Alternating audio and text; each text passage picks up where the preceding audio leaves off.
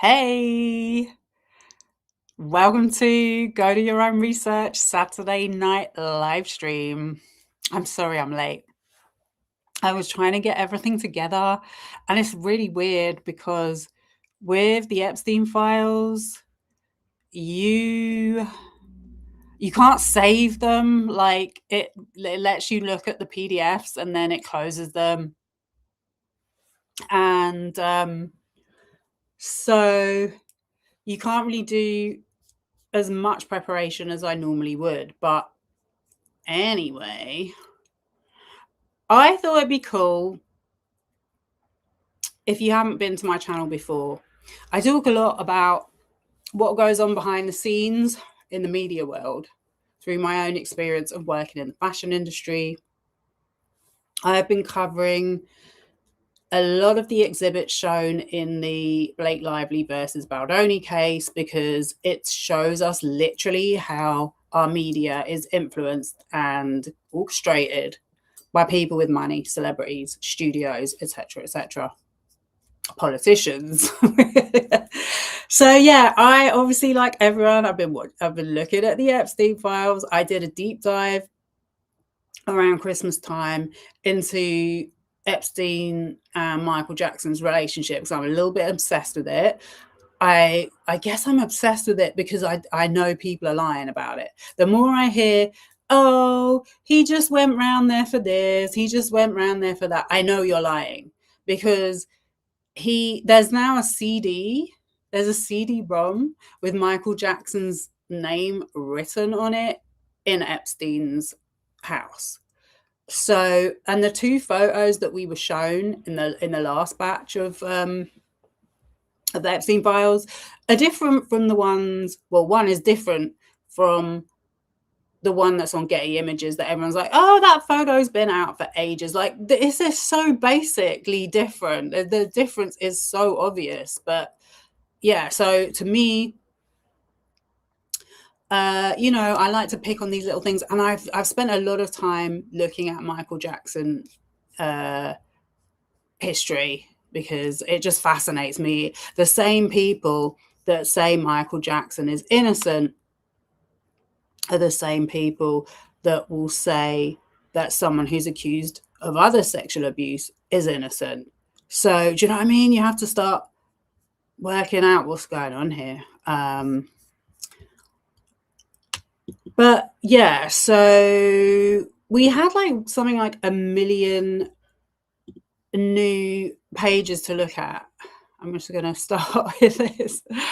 And obviously, it's like, where do you start? So I started with, where I'd already looked at. So I looked at Michael Jackson. I found the CD-ROM, which I don't see anyone talking about. I saw that he had been talked about. I saw that Rabbi Shmuley had been talked about. And there's just over in the UK, like the reason why I'm doing this as well is because I've not seen too much commentary about the Epstein files in the UK. Obviously, it's predominantly US, and there are a lot of UK people mentioned. Tommy Robinson, I was not expecting that. A YouTuber called Sean Atwood, who I've made a video about. Yep, couldn't believe it. Obviously, this guy, Ken McDonald, that I'm going to talk about in a minute. So, yeah, I do like, I don't do political. Okay, and the channel I've been watching that's been really, really good from the UK is this guy, Chris, I think it's Kunzer, something like that. It's not like, he wouldn't normally be my cup of tea, but for this, he's been really good. That's how I found out about this murder thing. It's another murder cover-up, and why it's so interesting is because I've already talked in some of my other live streams about how we have this active court case going on between these PR companies, these PR gurus, these power PRs of Hollywood that are suing each other, where they've covered up women's death. And so now we've got this situation where a woman's death has been covered up since 2008. And when I went to look at it, I'm going to show you, it's on the BBC and the New York Post. The New York Post every single time. One sec. I don't know what I'm looking at there. But my daughter's about to get on a plane. She's been stressing, so she's texting me like mad. She does know that I'm doing this. But so yeah, what was I saying? I forgot what I was going to say.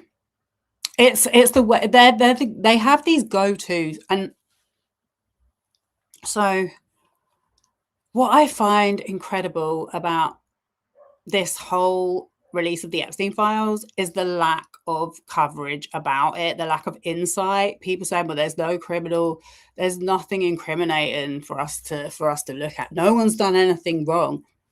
Are you crazy?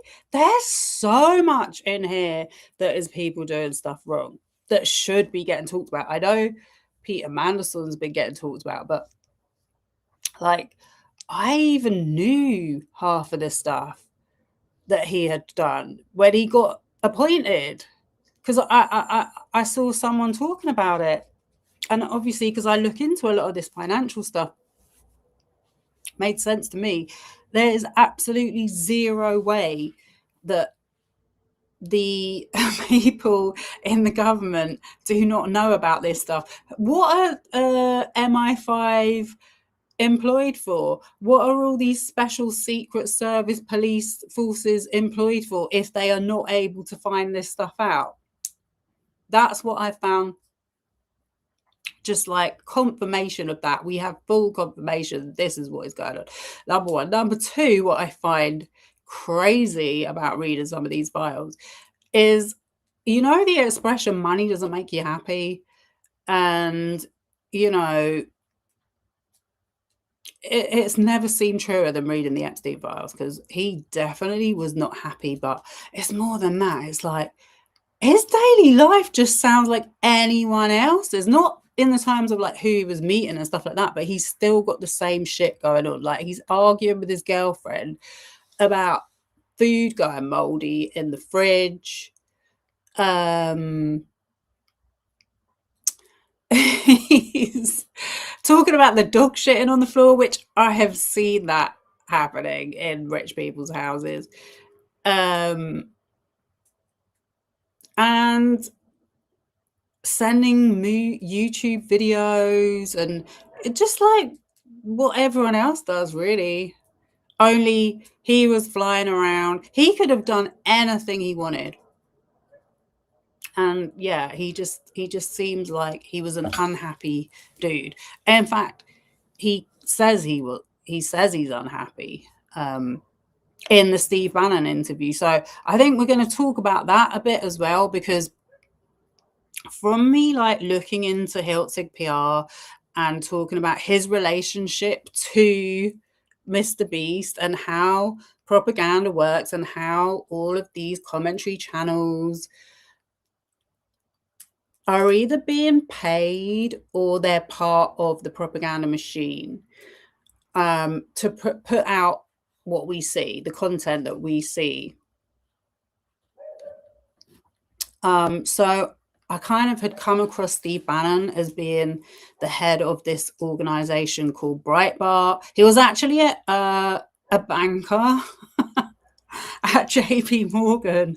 And, you know, when I first heard of JP Morgan, well, not when I first heard of JP Morgan, I suppose it's one of those names that you kind of think you've heard of it, but then it's on Real Housewives.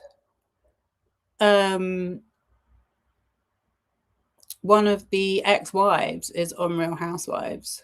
I forgot her name, something Morgan.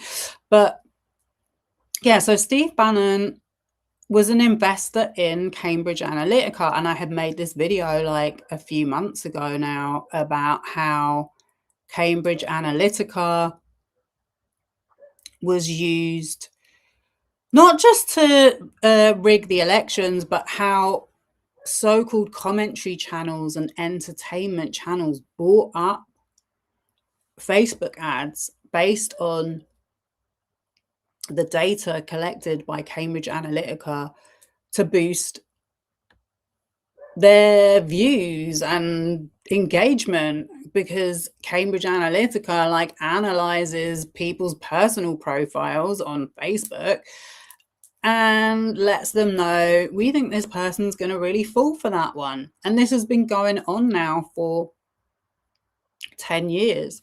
So I just find it really interesting. And also because this Breitbart, because bear in mind, yeah, until I started my channel, I didn't know half of this stuff, was where that guy Milo worked, who worked with Kanye West. And that's when Kanye West turned into this MAGA figure. It all starts to make sense. It's like, wow, okay. So Steve Bannon is an investor for JP Morgan. He then invests in this intelligence data gathering company, which a lot of British like aristocrats and like people in the government and lords and all them invest in this stuff. Look at any of them, you'll see they own companies that do this stuff. Yeah. But yeah, so obviously we all saw Kanye turning into this, going down that MAGA road, and it was like, what? So Steve Bannon effectively helped Trump win that election in 2016. Also, you know, people say it's related to Brexit. We see them talking about Brexit in the emails. It's crazy. Tommy Robinson. Everything that you're like, how did this happen? The answers are in these files. But yeah, so it all made sense to me, and I figured I'll talk about that a little bit. But the first place I wanted to go was the Epstein Reddit page, because I don't find Reddit the best place, especially with the Michael Jackson. Like, I've been really trying to get into sharing my information over there, and it's just like people are so not informed. But I feel like the Epstein subreddit is pretty good. So I have gone over there, and what I wanted to start by saying as well is like another thing I noticed in these emails, because I've read like a lot of them. You could literally put in any word and you will be on there for an hour, 2 hours. Then you come back to it. It's like almost like addictive because it's never ending. But the way that he talks to women is disgusting as well. Like, he has no respect for women. And he's like, you didn't listen to what I say. That's how you ended up like this. Talks about their weight, like he's obsessed about they need to lose weight. A lot of stuff. I just realized something. Okay. But yeah, so I go to the Reddit page, and the first thing I see is this video, and it says Donald Trump was a judge, and it's like, obviously Donald Trump was so involved in this stuff, but I'm just not going to talk about him tonight because I don't really want to focus on Americans. I want to focus on the British people. Donald Trump was a judge at a teen modeling contest in 1991. The contest featured girls as young as 14. Recently, the Guardian newspaper discovered that the contest was a front for millionaires to have sex with the girls. So One thing I find really disgusting with the media in general, even now, is how they frame these girls, these women, young girls that were drawn into these circles. We can see Epstein openly talking about trafficking women and couples to do work, mainly young women. He had a bunch of guys traveling around the world sending him pictures of girls, discussing their anatomy and setting them up in positions openly. And in the media, it's framed, and how he tried to frame it with his comeback, which he was planning, as they were sex workers. These were not sex workers. These were women that were forced into this. They were made an offer and they made mistakes in their choices, and all of a sudden they're categorized as sex workers. I don't think you can call any woman of a teenage a sex worker or a P word. I don't even want to say the word anymore. So I find that particularly disgusting in the media. Like, there's just no effort to reframe that narrative even now. Epstein did not use sex workers. He deliberately targeted girls that had no background in that, because it made his life a lot easier. They would be much easier to control. But yeah, look at this. Has it got volume? Yeah. Trying to help our judges discover what makes each one special. You're 5'9" reading? Serious, huh? We may measure again tonight before the Okay. Okay. Thank you very much, Amy. The concentration was intense inside the judging room. What if they don't like you as you are? And out. I'm just so excited. Each girl was considered not only for her beauty and poise, but also for her personality and that indefinable something extra that makes a top model. Okay, you want to pull your hair back 1 second? Okay. All right. Thank you very much, Ingrid. Good luck for tonight. Thank you. When it came time to choose the 21 finalists, emotions ran high as each judge expressed his or her opinion. Yeah, so that's that. Not sex workers. These are not sex workers, yeah? Look how excited and innocent they are. Now, I wanted to show this. I couldn't find the messages that he was texting with his girlfriend. I think I saw it on there yesterday. But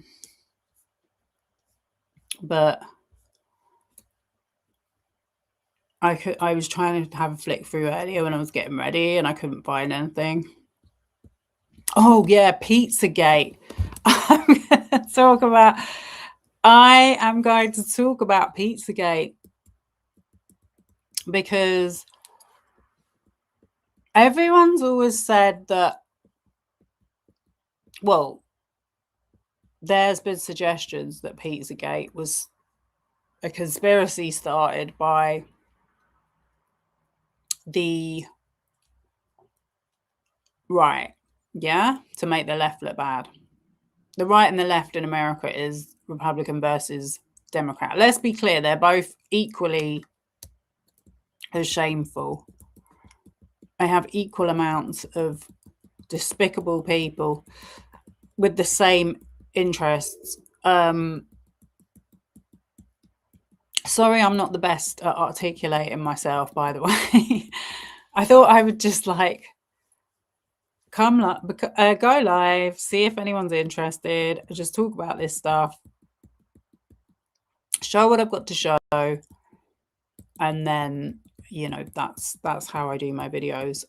It's nice when I have people joining in the chat, but I haven't got anyone at the moment. Right, so yeah, there were these messages when he's talking his girlfriend that was going to show, but you can just take my word for it. Yeah, so they're saying that Brett Ratner was with Melania in that house. I don't know about that. I did a deep dive into Brett Ratner as well on my Michael Jackson deep dive because they were like really good friends. And in the UK, like, I don't think really anyone knows who Brett Ratner is or cares. I don't think I'm ever going to find it. Answer the question. Unless, what about if I put mold? Did they spell it like that? Pizza mold. No. Wow, I wasn't expecting that many. What else did he say in them? Fridge. Let's try fridge. This was just going to be my little fun intro.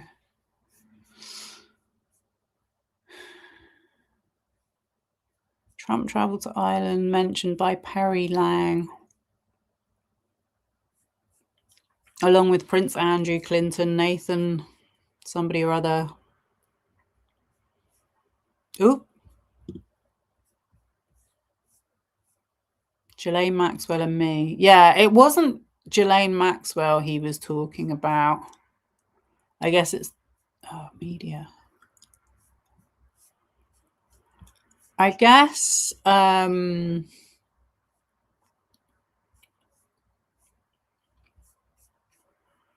yeah, that's not going to come up. But yeah, you'll have to take my word for it on that.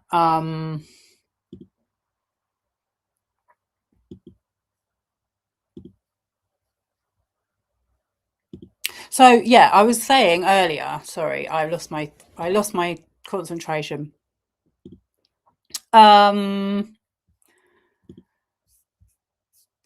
This guy, Chris, okay, he starts talking about, he's been doing, like, he does like 3 to 4 hours a day of live streaming. I'm lucky, you're lucky if you get a week out of me. But I really do want to talk about this stuff because, like I was saying earlier, I'm not a political channel. I'm not in any way politically motivated, but I know that none of the people that talk about politics, they understand that this doesn't just relate to politics, like it relates to all of the other stuff that we're presented with, whether it's Hollywood movies or entertainment content, gossip channels.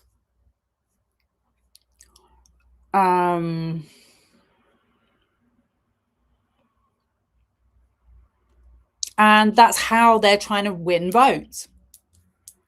So I've yet to see people really doing this political commentary, talking about the PR stuff. Oh, look, here's one I saw earlier. Here is Epstein asking former UK ambassador Peter Mandelson if he knows any non-US products that might want the endorsement of Leonardo DiCaprio because Leo wants to make money. From Jeffrey Epstein to meet Peter Mandelson. Can you think of anyone in India, China, Japan, etc., that might want the endorsement of Leonardo DiCaprio? It's just crazy. That means you see Leonardo DiCaprio advertising some product. You think these people are the ones arranging it? I didn't think it was. I didn't really. If it was like Bitcoin and stuff. Like, so yeah, that was another thing I found out. Epstein invested $3 million into Coinbase. That was like a big Bitcoin exchange platform, which I did actually use, I think, at one point. Of at least 50. Anyway, that's all that. Let me move on to something different. So, oh yeah, then we had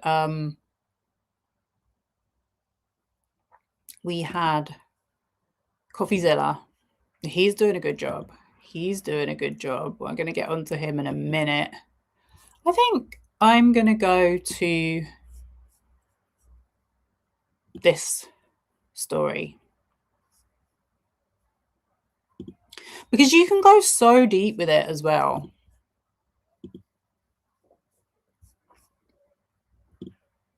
So he's talking to this guy. There's messages to Ken McDonald, but he's talking to this guy, Shabby Sharak, who's a Yemeni billionaire. He's actually dead. But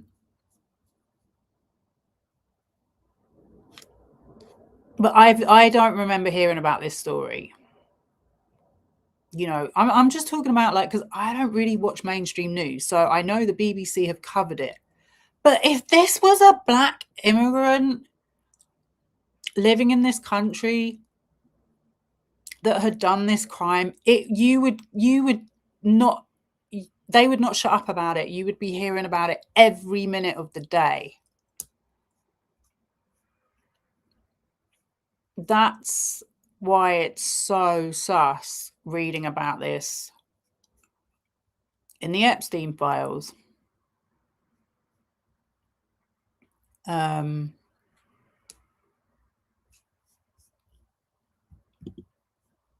just trying to remember his actual name. Shahir Abdullah. Right? So yeah, as I said, we've got the BBC and we've got, I'm going to play that in a minute. We've got the other go-to for anyone trying to cover up a crime, sorry.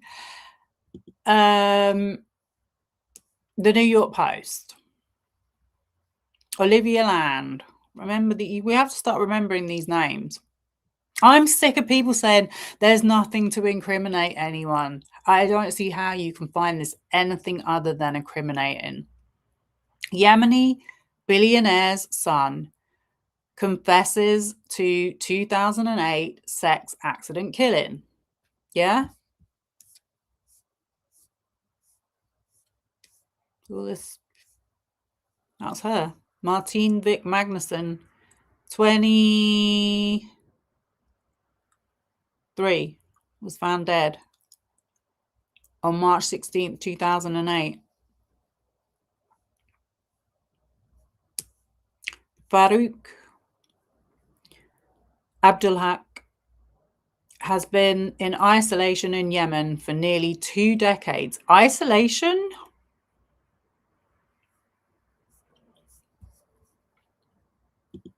Let's go back to the BBC. Oh, sorry, it wasn't the BBC. This is in the Telegraph. This is in the Telegraph, yeah? This is like a top Tory rag paper. Newspaper. I can't remember who it's owned by, but yeah, their interests are pro-Tory.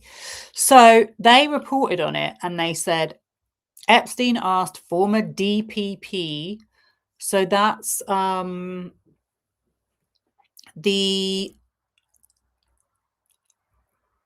is it Department of Prosecutions?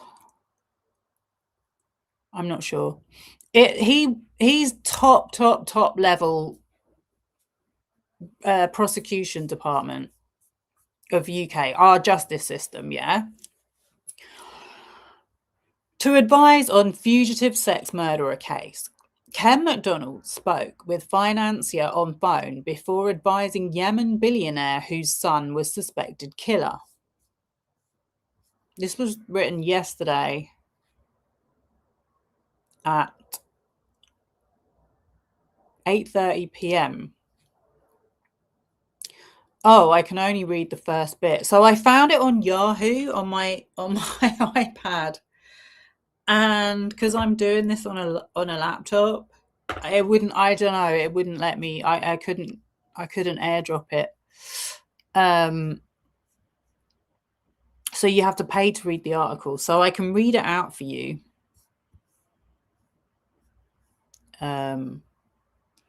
You notice this is, you see this picture is of her, what she looked like, but the photos you'll see in the tabloids are when she's out in the club. Totally different image. I think there's some, that's her with her mates. Oh, sorry. Yeah, this is the tabloid image.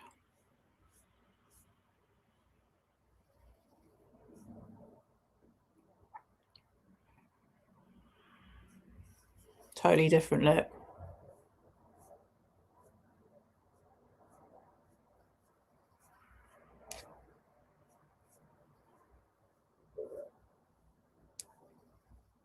And then out with her mates. So yeah, I'm going to read this article. Let me go back to this picture of her.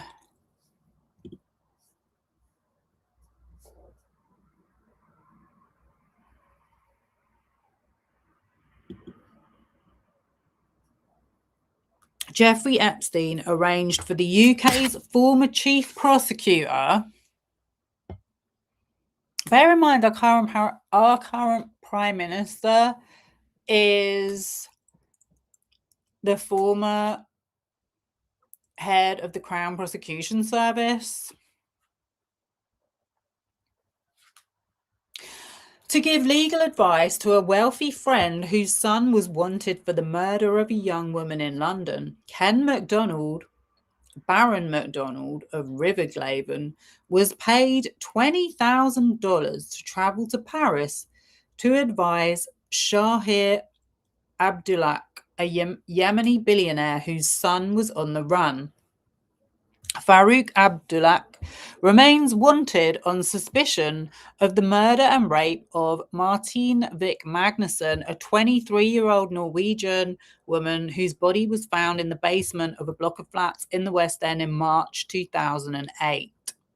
The dead woman's father, Odd Peter Magnussen, said it was completely wrong for Lord MacDonald to take money for advertising the father of the man wanted for her murder. At the time Mr. Magnussen's daughter was killed, Lord MacDonald was a director of public prosecutions. This is someone working for our civil service at the top level. And Epstein just got in contact with him and went, hey, mate, got a little 20 grand gig for you here.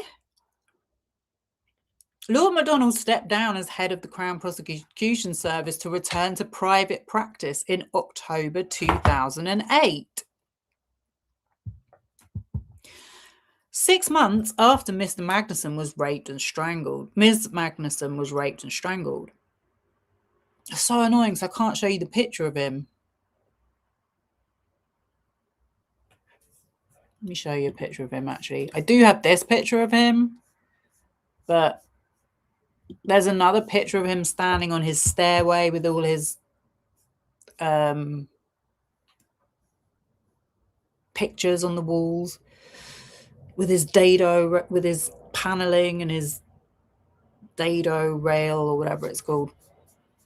Yeah, so this is the Matrix chambers that he works for. Lord Ken MacDonald, KC, a man who has seen and done it all and is held in the highest esteem. Yeah?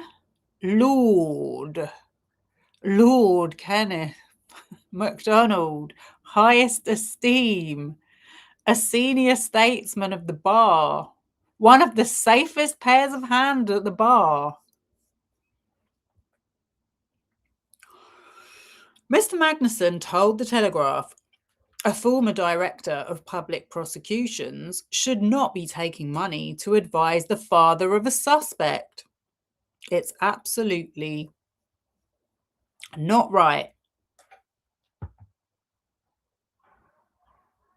This is the woman's dad.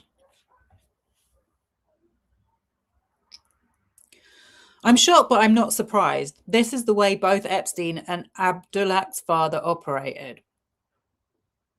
Lord MacDonald said on Friday he had never met Epstein in person and had only spoken to him once on the telephone. He said he had intervened in the case. He'd never met Epstein in person. So, I'm sorry, that really doesn't mean anything. You've never met him in person. That doesn't mean you didn't want to accept 20k off of him. And had only spoken to him once on the telephone. He said he had intervened in the case to try and secure the suspect's return to the UK to face trial. He said, my conduct of the case was in no way unethical or any sort of breach of professional conduct rules. Right. A post-mortem examination, we're going I mean, if it isn't a breach of rules, it sure as hell should be. I would just think that Mr. Highest level of safety and ethics would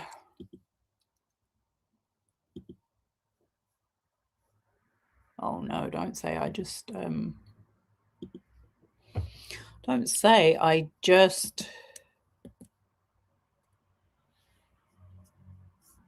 accidentally closed my window. I'm really not good with oh my god, now it's giving me the Premier League. Oh, I can't get back to the Epstein files. Okay, let me go back to Epstein files. I had it already. I had Ken MacDonald's name typed in.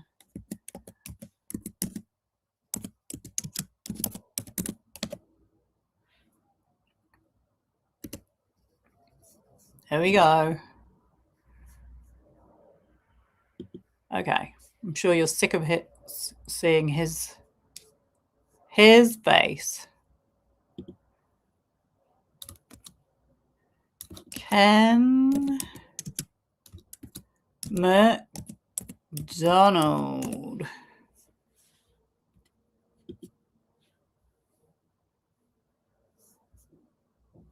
So yeah, let me just read that again.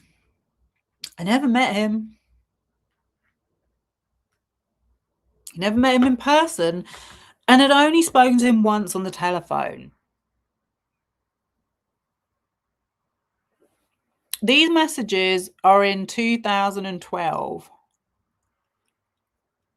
I think pretty much everyone had heard about Jeffrey Epstein being a convicted sex offender in 2008. We all knew that formerly Prince Andrew, was implicated.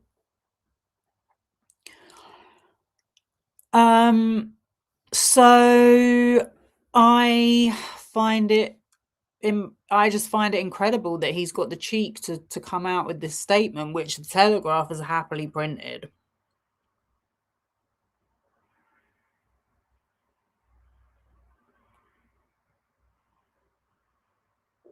I'll just go on to say as well.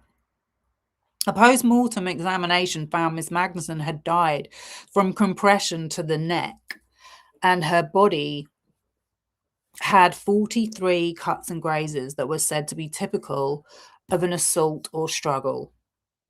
Mr. Abdullah and his alleged victim were both students at Regent Business School in central London. There's a picture of him with machine gun. On the night she died, Miss Magnussen had been celebrating her end-of-term exams with friends and left the Maddox nightclub in Mayfair with Mr. Abdullah around 3 a.m. At some stage, they returned to his flat in Great Portland Street. Mr. Abdullah flew out of Britain the following day. They've got him on CCTV at the airport. Around 24 hours before Miss Magnussen's semi-naked body was discovered. She had been buried under rubble in the basement of the block where Mr. Abdullah was living. Police said that when her body was found, items were missing, including her jeans, a watch, a designer handbag, snakeskin shoes, and Christian Dior earrings. Mr. Abdullah's disappearance prompted desperate calls for him to return and face trial, but Yemen refused a UK demand for him to be extradited in a one-off request. Lord MacDonald subsequently travelled to Yemen, where he met the suspect and tried to persuade him to return to the UK to face justice. Farouk Abdullah declined to do so. He said he had met investigating officers from Scotland Yard to discuss the meeting.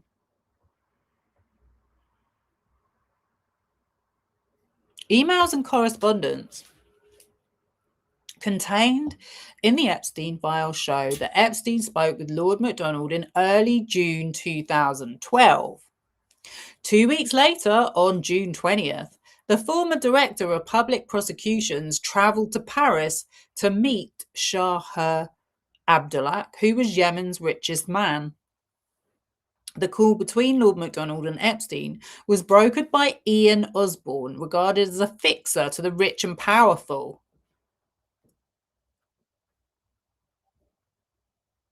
So he's saying, oh, I only had one phone call with him. Never met him. It was all Ian. 2 days later, on June 6th, Lord MacDonald told Mr. Osborne, let's see if we can see some of these. There's the June.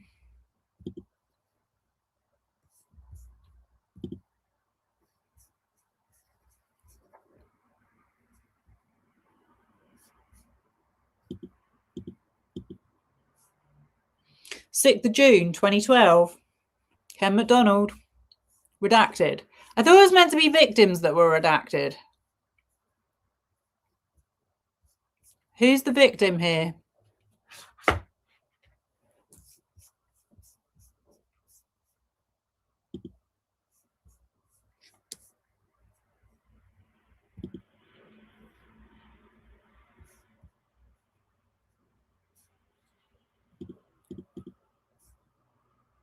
Oh, this one's... Sorry, that was... It's really hard to know what dates they're using, date format they're using. This is 6th of June, 2012.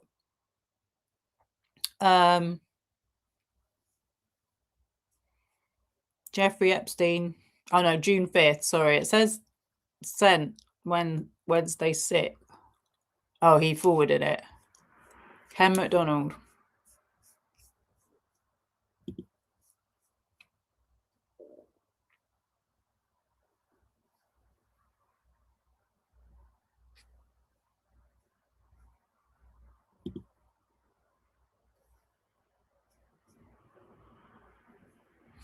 Wait, this isn't...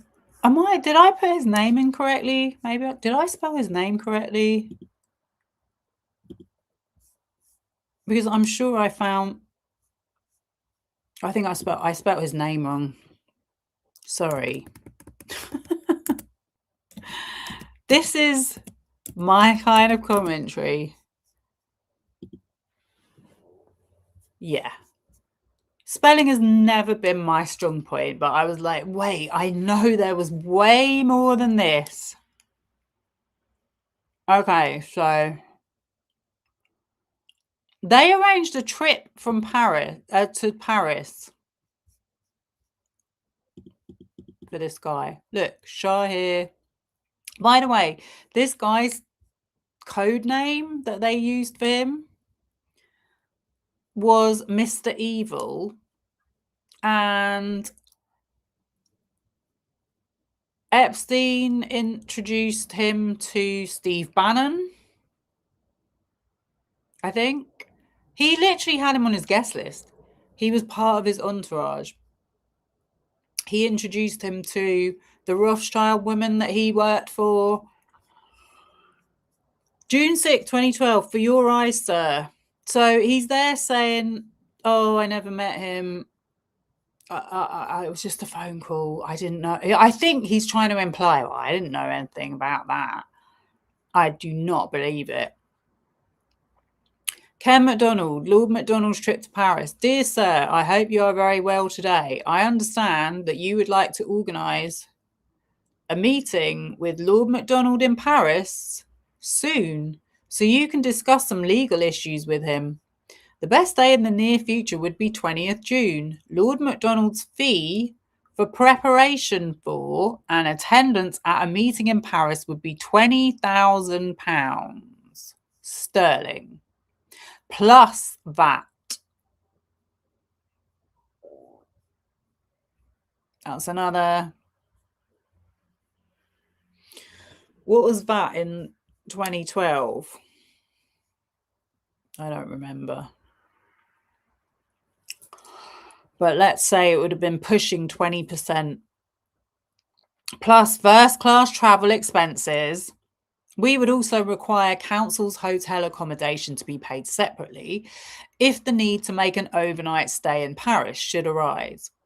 We would require receipt of the agreed funds by Friday, 15th June. That is a fast payment. No, do you know what normal payment terms for most people that have a business in the UK? 30 days. We would require receipt of the agreed funds by Friday, 15th June. I can provide you with Matrix Chambers bank details so that payment for council's work can be made electronically. I would be grateful if you would confirm that the quoted fee is agreeable to you and that you can pay in advance by the 15th June. Once we have confirmation, I shall liaise with you to finalise timing, venue, etc. We are very much looking forward to assisting you. I attach Lord MacDonald's CV for your reference. Yours ever, Paul Venables, or whoever Paul Venables is. I guess it's his agent. You think Paul Venables isn't going back to tell Lord MacDonald,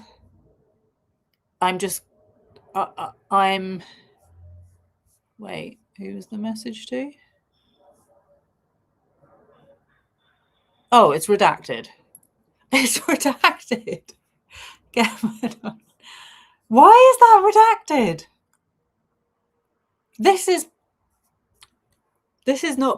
the opposite of protecting a victim. This is covering up.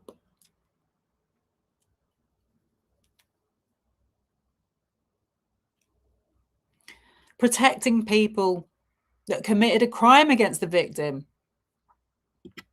Let me look at this one.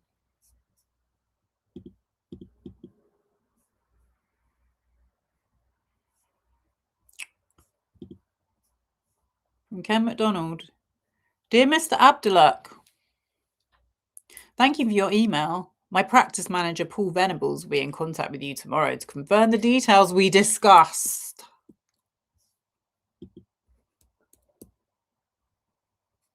Okay. But this was all arranged by Jeffrey Epstein. Like, I don't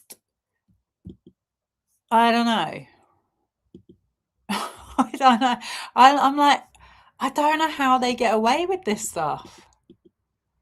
I don't understand why this is legal.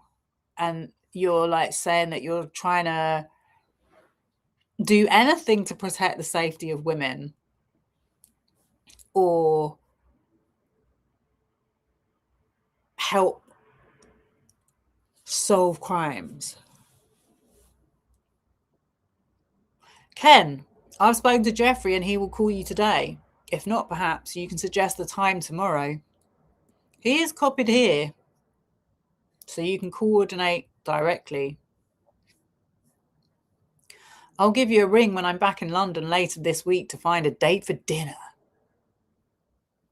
Best wishes, Ian. So Ian is telling Ken he's spoken to Jeffrey and he'll call you today.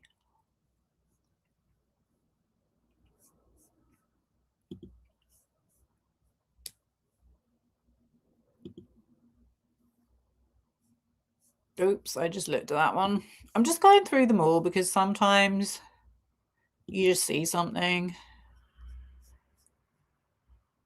Ian to Jeffrey, forward call. So this is on the 5th of June. Please blow. I will call you once I've spoken to him. Like, we all know what they're speaking to him about.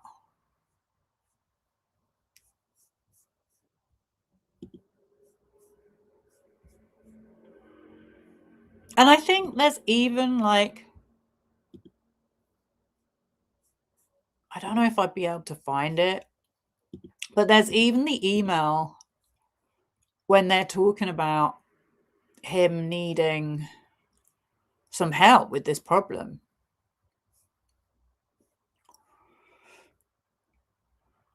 Please see below. Oh, I've spoken to him. Sure, I'll call around 2 p.m. UK time if that suits you. For these people, 20 grand is nothing.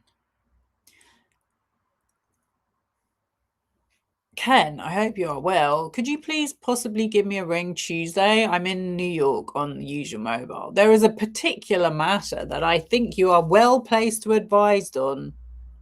Ian.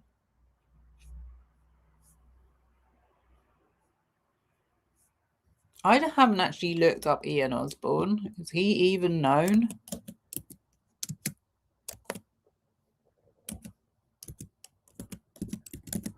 Ian Osborne, fixer. The amount of these fixers. Epstein propelled investment career of UK power broker Ian Osborne. Oh my God. I am sick of these people. I really, really dislike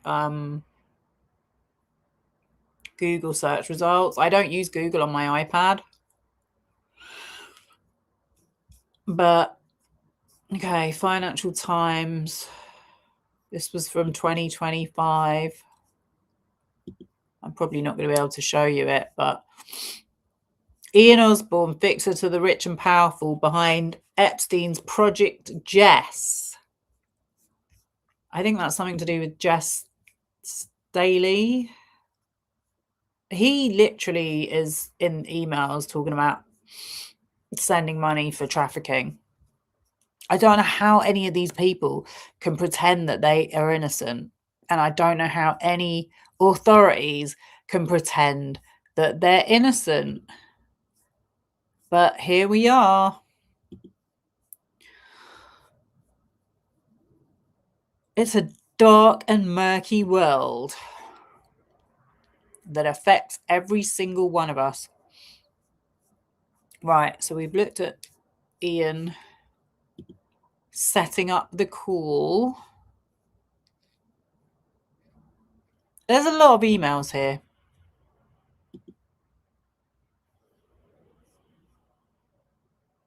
Dear Ian, Jeffrey and I have spoken. And I've now spoken to the other party. We hope to meet in Paris later this month. See you in London soon. Best wishes, Ken. Ken to my friends.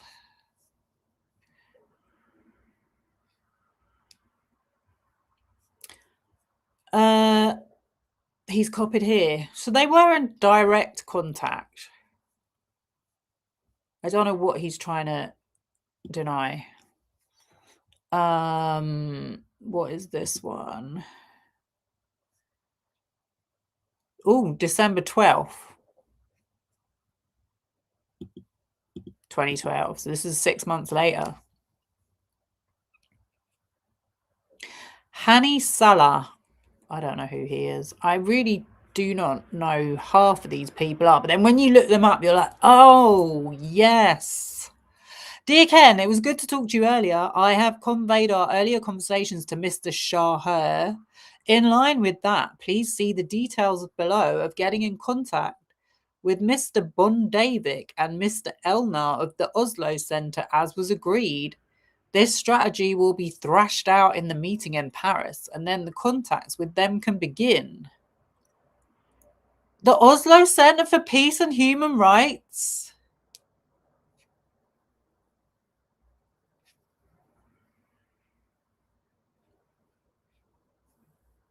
Why are these in the Epstein files?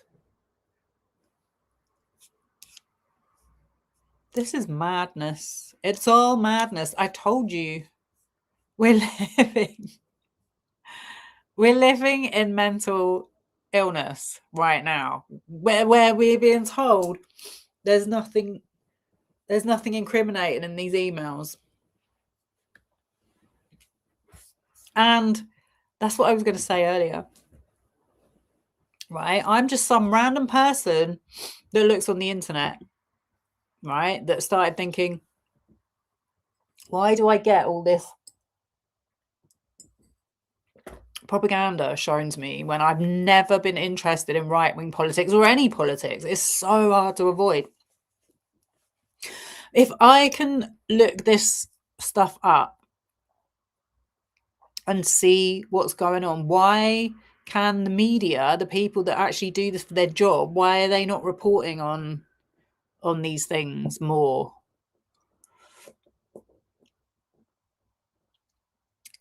Ken MacDonald, known as Lord MacDonald to commoners like us.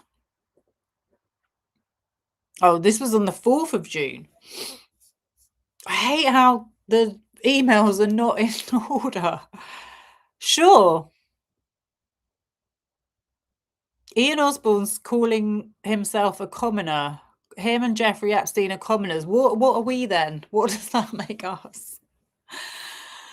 Sure, let me just call him first and explain who you are, etc. I'm sorry, as if Lord MacDonald has not heard who Jeffrey Epstein is. His number is, but I'll email you once I've spoken to him, which will be tomorrow, realistically.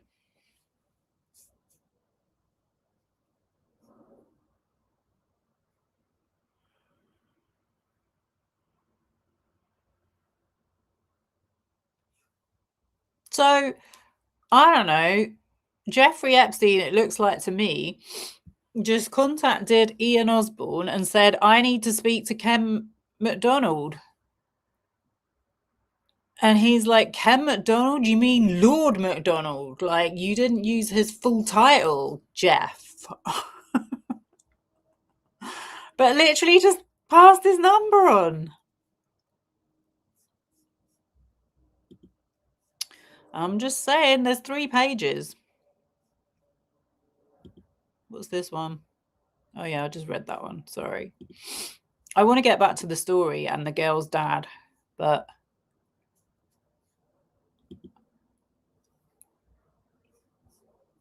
I think if this guy had any decency, he would be fully ashamed of being caught in these emails. Clearly soliciting business from Jeffrey Epstein, a convicted sex offender. And then with one of the most dodgiest people in the world, if you look up whatever his name is, Shahed, whatever, Bahrain billionaire. This is how you make your money? And you work in the justice system?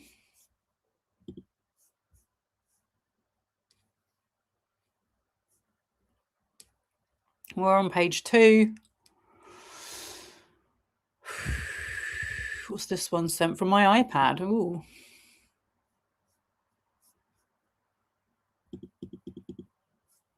From South Africa.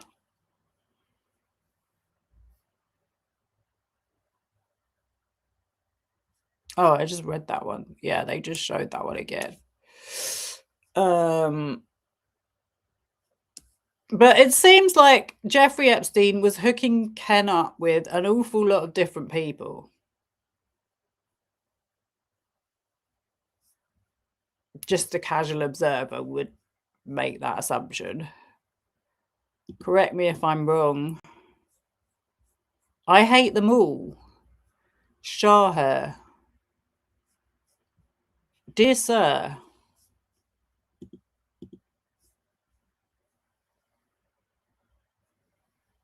Lord MacDonald's trip to Paris. Dear Sir, I hope you are very well today. I understand that you would like to organise a meeting with Lord MacDonald in Paris soon so you can discuss some legal issues with him. The best day in the near future would be 20th June. Lord MacDonald's... Oh, I read this already. Yeah, I read this already. Why did Jeffrey say, I hate them all? I don't get it.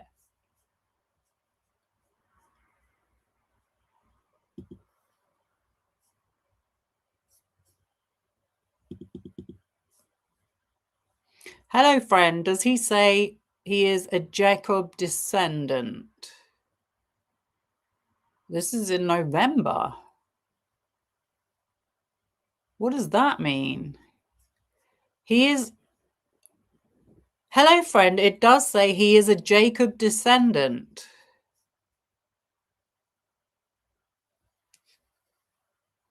The transfer will be effected from my personal account. Shahir Abdulhaq, Sheba Hotel.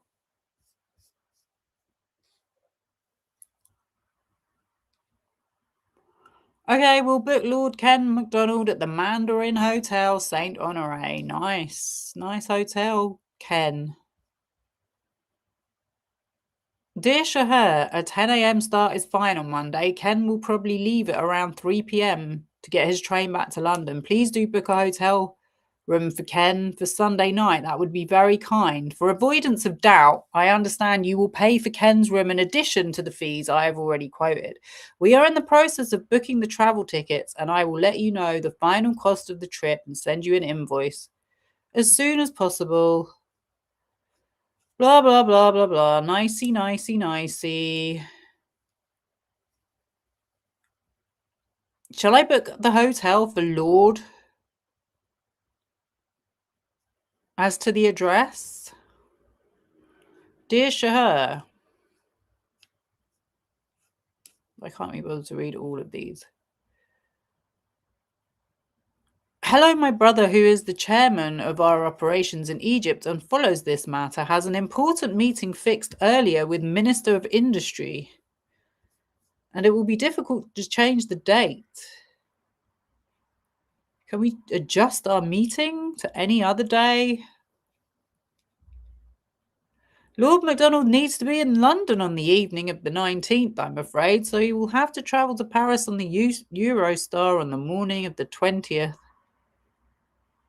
And will arrive in Paris for a 12:30 meeting that day. Maybe this is why he says I hate them. I really don't know.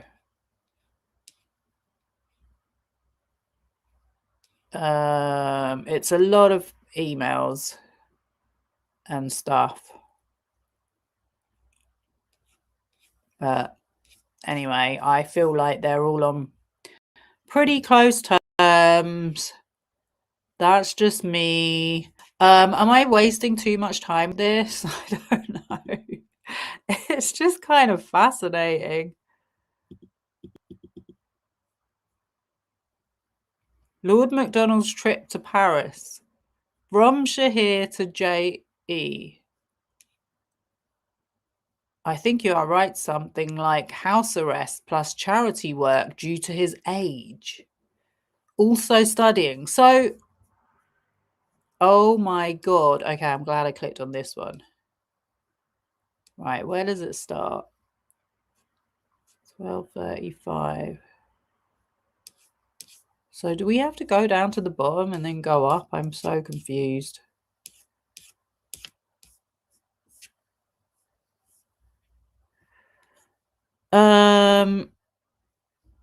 Oh, so this is this is them setting up the meeting.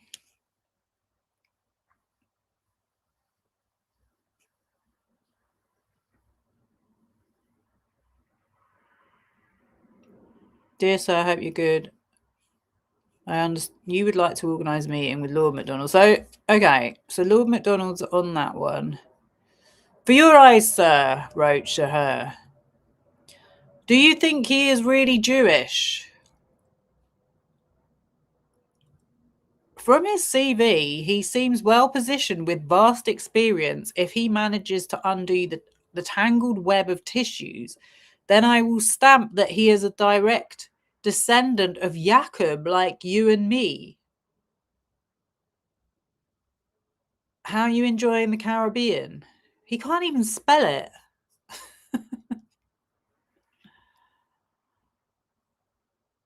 So, I don't know why he needs to be Jewish, but is he Jewish?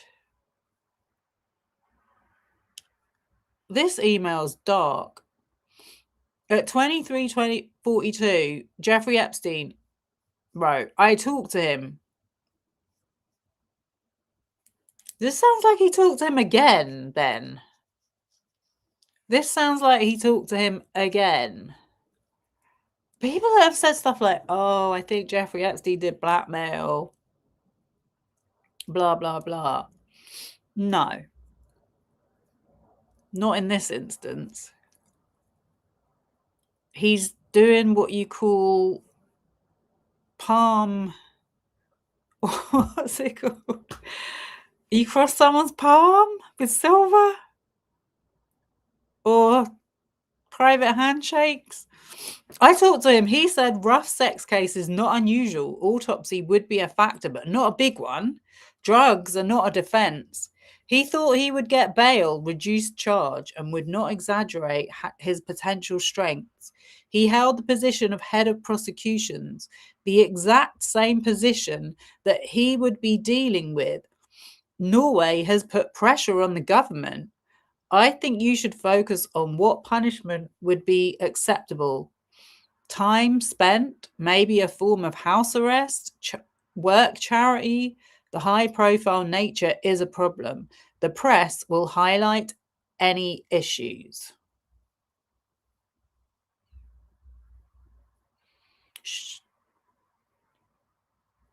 I think you are right. Something like house arrest plus charity work due to his age. Charity work. This guy shouldn't be going anywhere near. I don't know what kind of charity work they think he's capable of. Do some labouring in a field or something. Due to his age, also studying. The cause, maybe he was rough sex, too much alcohol, and maybe drugs, at least one of them. Well, okay, Jeffrey. No, that's from the dad. Oh my God, I just can't with these people. Honestly, they live on another planet. There's more. There is more.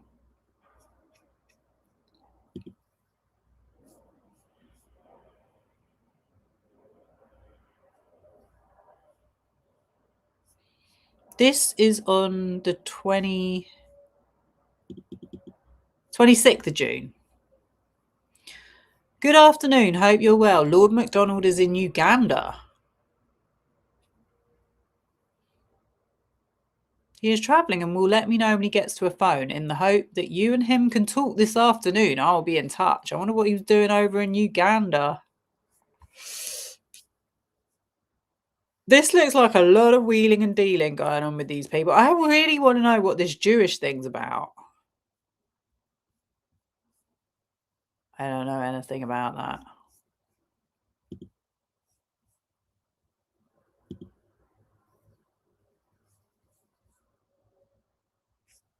Oh.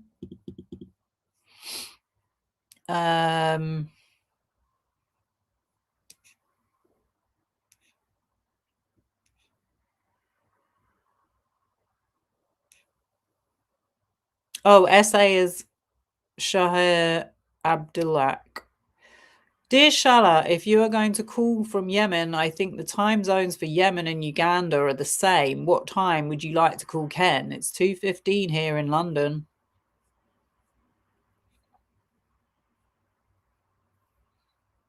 Jeffrey Epstein was literally CC'd on every one of these messages. Wild, wild, wild, wild. They just all seem to be repeating stuff, so I just don't want to miss anything that I haven't looked at. Oh, seen that. Seen that. What's that one?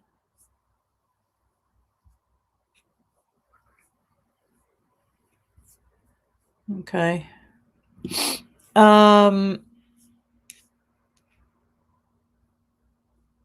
Anyway, let's go back to the story. I'll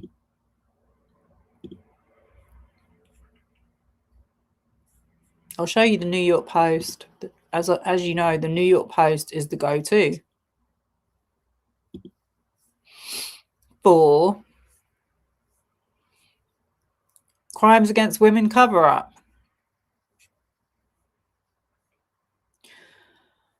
March 29th, 2023. The son of a Yemeni billionaire has confessed to being involved in the 2008 death of a student in London. So bear in mind that was 13 years later, 2012 to 23. Yeah, 12 years later.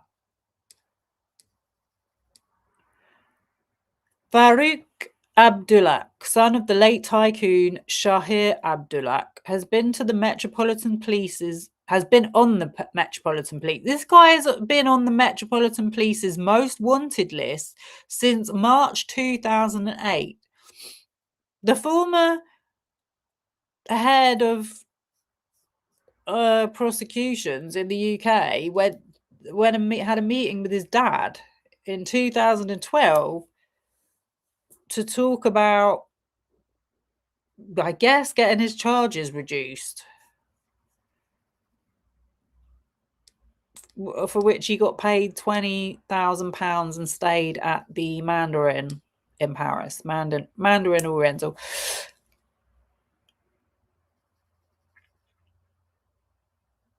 When he fled London within days of the suspicious death of his Regent's business school classmate, Martine Vik Magnussen, 23, the BBC reported. In a recent string of text messages with BBC correspondent Nawal Al-Maghafi, Abdullah, who has lived in isolation Yemen for 15 years, says that he did something when he was younger. It was a mistake. She has a recorded phone call with him. I can't specifically go to the UK for something that happened here, he explained, though he admitted that he should have stayed in London and paid the piper. Paid the piper? Vik Magnussen, who was from Norway, was last seen by her friends leaving the Maddox nightclub in Mayfair, where a group of them, including Abdullah, had been celebrating the end of exams. Eager to keep the night going, Vik Magnussen and Abdullah were captured on CCTV heading towards the latter's Great Portland Street apartment at 2:59 a.m. That's him. On March 16th, Vik Magnussen's partially nude body was found.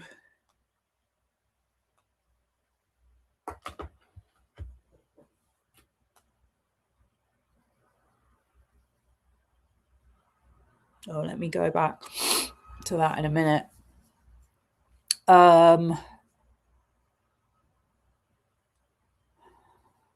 In the basement of Abdulhaq's building, she had been raped and had compression to the neck, indicating she was strangled, held down, or smothered, the BBC said. Abdulhaq immediately emerged as a suspect, but you think He was actually out with her. He was seen on CCTV leaving the club with her.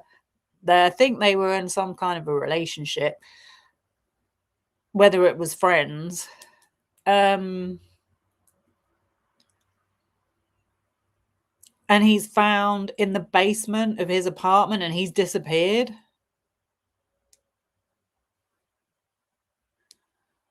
He'd already taken a commercial flight to Cairo and absconded to Yemen on his father's private jet. In a later exchange, Abdulhak told al-Maghafi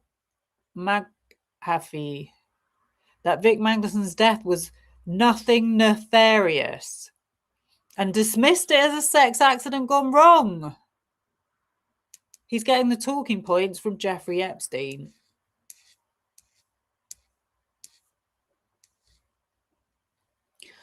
Look, that's him leaving the club. Oh, this thing is so annoying. That's CCTV. One of Vik Magnussen's friends, Tail Lassen, told the BBC that Abdulhak may have tried to kiss her at one point, but she rebuffed his advances, though she frequently stayed over at his apartment. Two other pals, Nina Brantzeg and Cecile Dahl, remember Abdulhak acting strangely at the Maddox that night. In his conversations with al-Maghafi, Abdulhak claimed the night of Vik Magnussen's death was all a blur because he was on cocaine at the time. He also confessed to moving Vik Magnussen's body, but said he could not remember why. Abdulhak's drug use and allegedly troubled conscience was backed by those close to his well-connected family. Yeah, seems like one phone call was all it took to get him on the phone to the DPPs, whatever his name is, to the top guy at the Crown Prosecution Service, or at the Department of Prosecutions, I should say. I don't know if they're the same thing. I really don't understand all the different departments. But anyway, you know what I'm saying. How is this not high-level corruption? Abdulhak's drug use and allegedly troubled conscience was backed by those close to his well-connected family. According to one anonymous friend of the family, Abdulhak showed up at their door in London in the early hours of March asking for cash, saying he needed to get to Cairo immediately, but his credit cards were not working. A billionaire's credit cards were not working? Or he didn't want to leave a trace? He had enough brain power to think about that, didn't he? While the friend was out getting the money, he told al-Maghali Abdulhak fell asleep on the couch and had to be woken up with ice water. He's done that to a woman and then he passes out on the couch. It was as if he was on something, they recalled. Another family friend, Jordanian businessman Abdulhay al-Majali, told al-Maghafi that Abdulhak wanted to face trial in London but was discouraged by his high-powered father. Does it sound like... Sorry. Does it sound like he wanted to face trial? I mean, but his father discouraged him?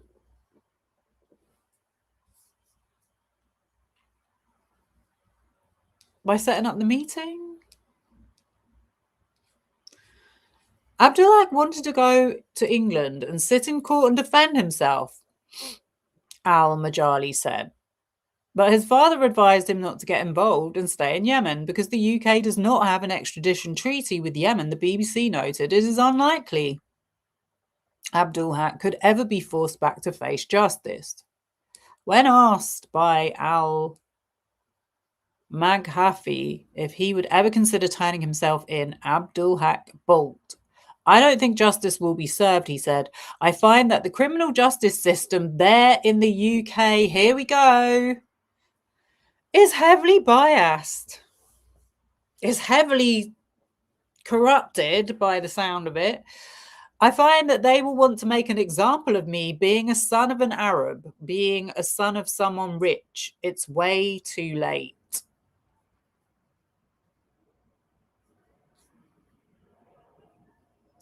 Abdul Haq also dismissed Vik Magnussen's family desire to know the truth. Some things are better left unsaid. The real fact is, if I don't remember what's happened, there's nothing really to say, he said. Meanwhile, Vik Magnussen and the Metropolitan Police remain hopeful that they will one day achieve closure.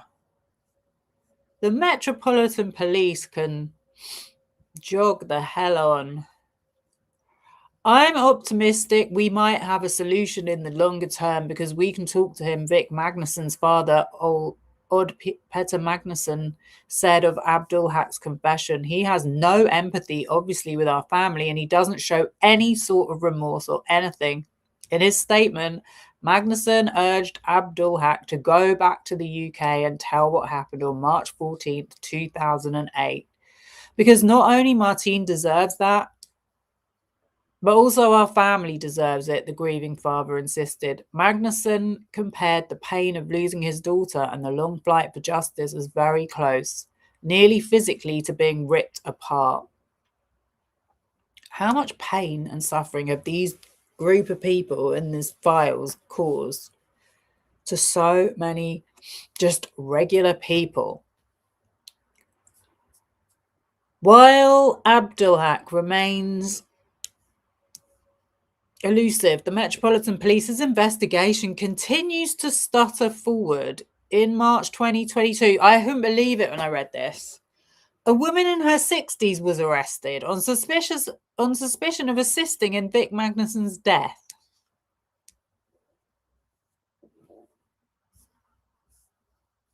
Speaking to the BBC, however, the Met confirmed that Abdul Haq remains the only suspect in the killing. We continue to do everything in our power to have him return to the UK to stand trial, the agency stated.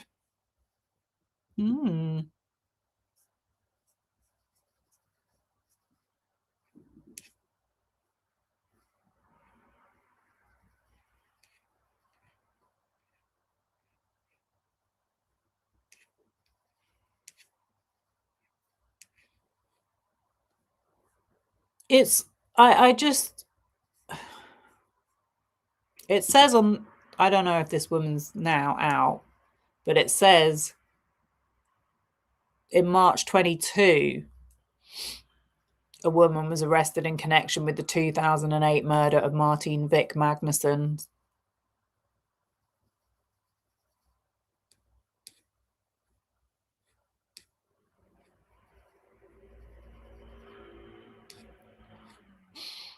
Anyway, I just find it wild that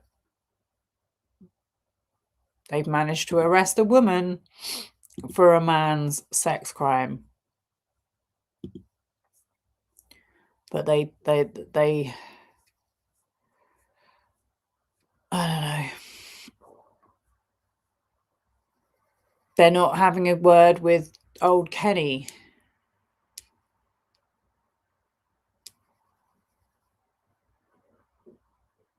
Okay, this is the BBC report.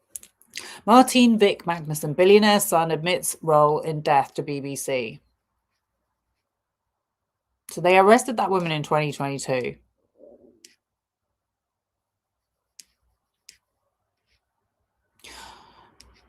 I was a student myself when Martine's body was discovered, and I found the reports about it deeply shocking, especially as the main suspect in her murder was Yemeni, and I'm also from Yemen.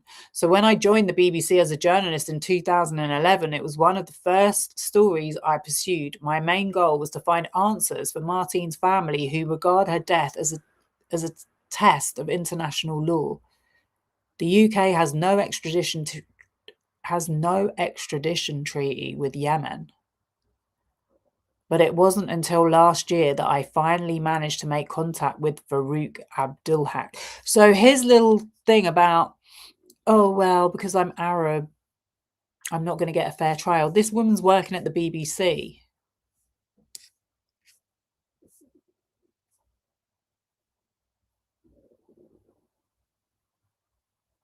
And I doubt if she comes from a billionaire's family. But it wasn't until last year that I finally managed to make contact with Farouk Abdulhak. My communication with him began over social media.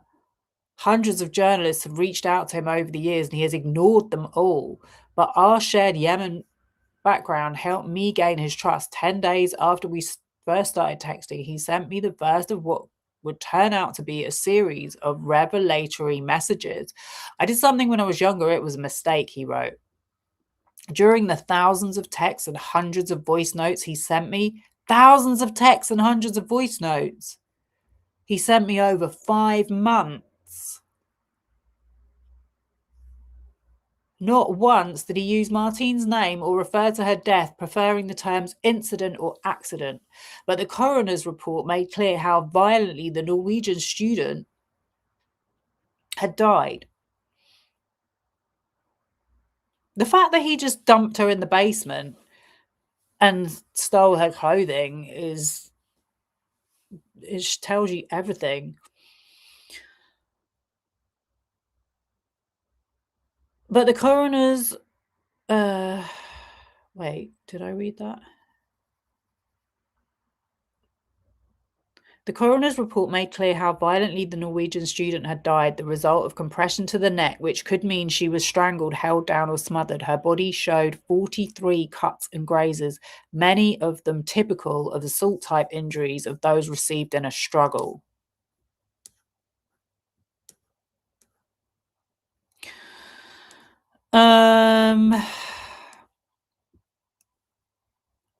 Farouk and Martine both studied at Regent's Business School in London, and Martine was hoping to become a financier in the capital. The last time her friends saw her alive was during the early hours of 14th March 2008 at the exclusive Maddox nightclub in Mayfair, where she and Farouk were celebrating the end of exams. Those friends say Farouk then offered to host an after-party at his apartment in Great Portland Street, central London. They were too tired to go, but say Martine wanted to continue partying. CCTV shows her leaving the club with Farouk at 2:59. There are no witnesses as to what happened next. By sunrise, she would be dead, though her body would not be discovered for at least another 48 hours. By this time, Farouk had fled the UK on a flight to Cairo. He then got on his father's private jet to Yemen. Farouk's lawyer insisted he was innocent of murder. Farouk isn't just any Yemeni brought up between the US and Egypt. He is the son of Shahir Abdulhak, one of the richest and most powerful men in Yemen. He forged an empire of sugar, soft drinks, oil, and arms, and was a close friend of the president at the time, Ali Abdullah Saleh. When I first tried to speak to Farouk in 2011, I spent months in Yemen looking for him, but I had to leave when the authorities warned me to drop the story.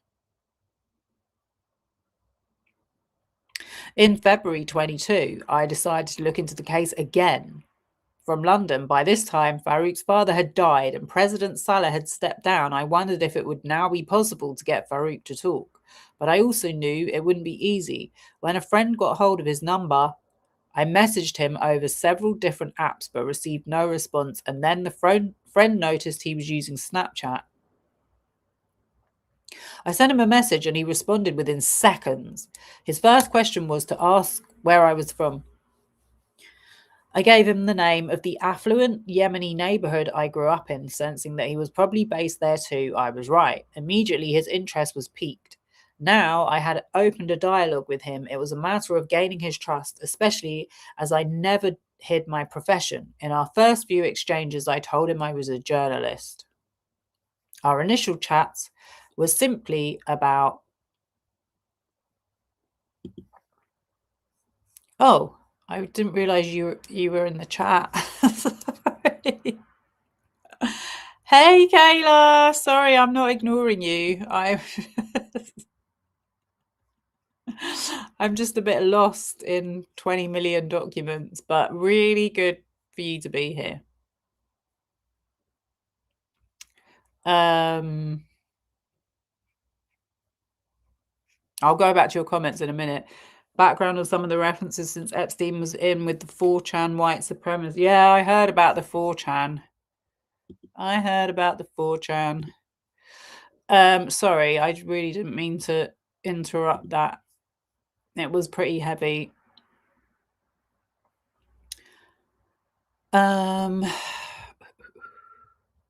Our initial chats was simply about our similar experience. Despite his incredible wealth, in some ways we had a lot in common. We exchanged stories of skiing in the same Swiss resorts, studying in the international schools, and the places we both liked going to in London. And then he started to open up. Oh, wow. I did something when I was younger. It was a mistake, he texted. I told you my real name. I can't specifically go to the UK for something that happened there. She must have been getting goosebumps. She must have been like, wow, I've been waiting for over 10 years for this. The only reason I'm scared is you told me you're a writer and a journalist. You're the last person I should talk to.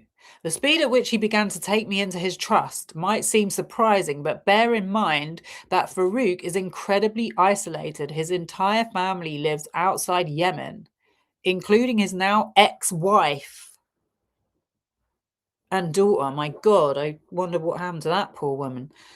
Having fled the country's devastating civil war, but he dare not visit any of them for fear of arrest. None of his friends who I spoke to during my investigation have heard from him since he fled, though all said they were shocked when they read about Martine's death at the time, saying his suspected involvement seemed completely out of character. I don't know how you just suddenly out of nowhere end up doing that to someone. Cuts on the body, a struggle, deposit her body down in the basement. Now that Farouk seemed ready to share more, I made it explicit that I worked for the BBC and wanted to report on his story. Amazingly, this did not stop him talking. What? So I asked him to elaborate on an earlier text exchange in which he talked about having major regrets. He replied, I deeply regret the unfortunate accident that happened. I regret coming here to Yemen. So I guess what he's saying is, even though he hates the UK, it's better than where he is. I should have stayed and paid the piper. Funny how so much of this was left out of the New York Post version. At the same time, I was also interviewing other people connected with the case, including Martine's father and closest friends. This made the investigation one of the most difficult I've ever worked on. While I was speaking to those whose lives had been devastated by Martine's death and were desperate for answers, my phone was continually pinging with messages from Farouk. Martine's friends, Nina Brantseg and Cecile Dahl, were with her in Maddox's nightclub the night she died, and Cecile had met Farouk with Martine before and says they were friends, but that evening he seemed different, she says, becoming upset when one of them took a photo of him and Martine, though Martine seemed unaware of anything unusual.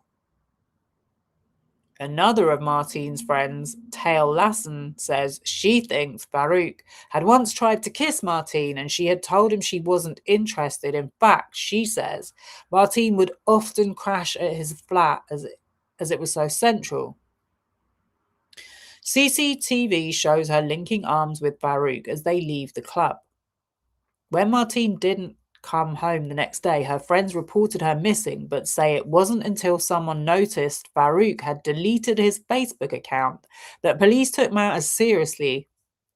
They searched Farouk's apartment and quickly found her semi-naked body in the basement of his block.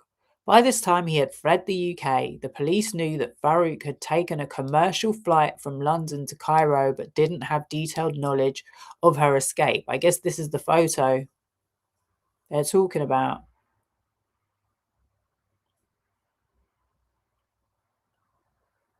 He does have a bit of a disturbed look to him. I have managed to track down one of Farouk's father's closest friends in London. This woman's done her damn work. It's sad that, you know, the BBC have this story, but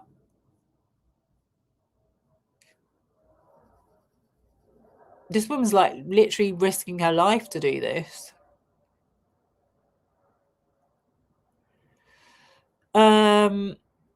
A man I am calling Samir, he told me he had received a call from Farouk, so this is the guy that lent him the money, in the early hours of 14th March, asking for cash, saying he was urgently needed at home in Cairo, and his credit cards weren't working. Samir says that while he was out getting cash, Farouk passed out on his sofa, and it took pouring ice-cold water on his face to revive him.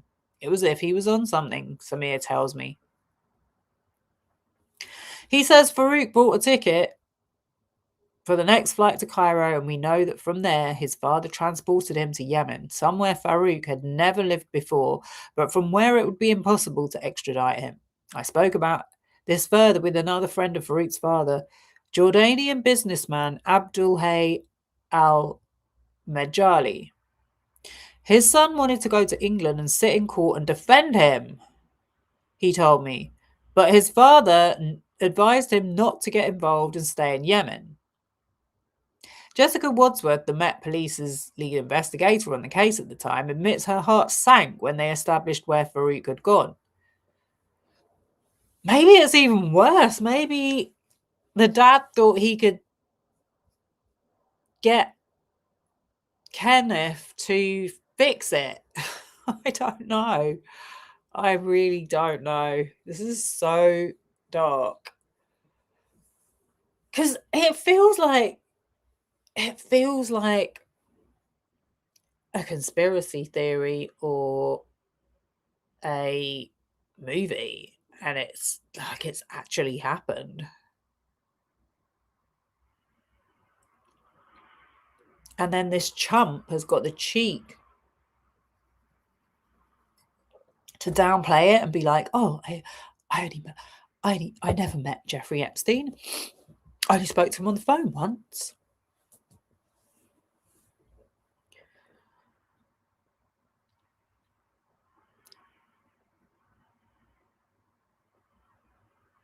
Jessica Wadsworth, the Met's police lead investigator on the case at the time, admits her heart sank when they established where Farouk had gone. Because you've missed the chance, of course. I've never had a murder investigation whereby 3 or 4 days in you realise your suspect is unattainable, she says. The police met Martine's family as their flight landed from Norway to tell them the news.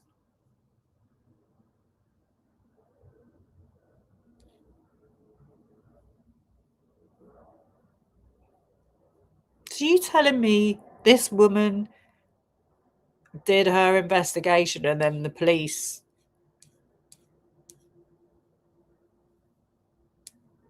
went and told her family?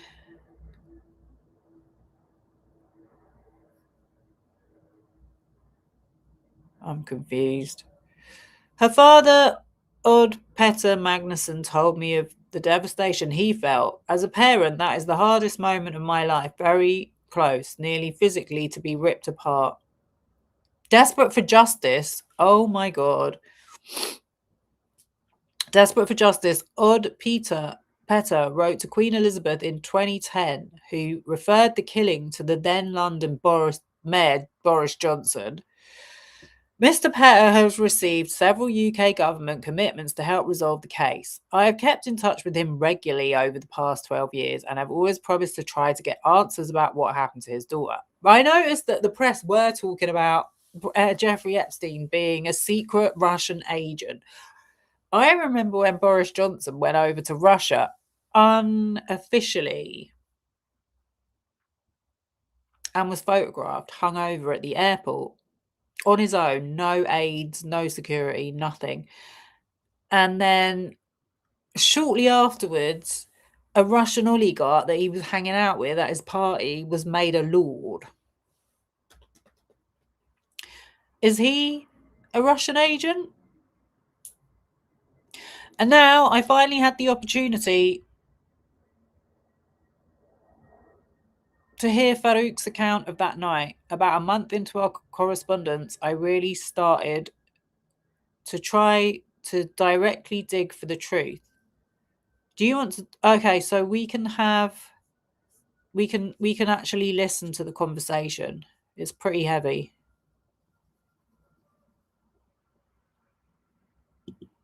I'm going to get him, one way or the other.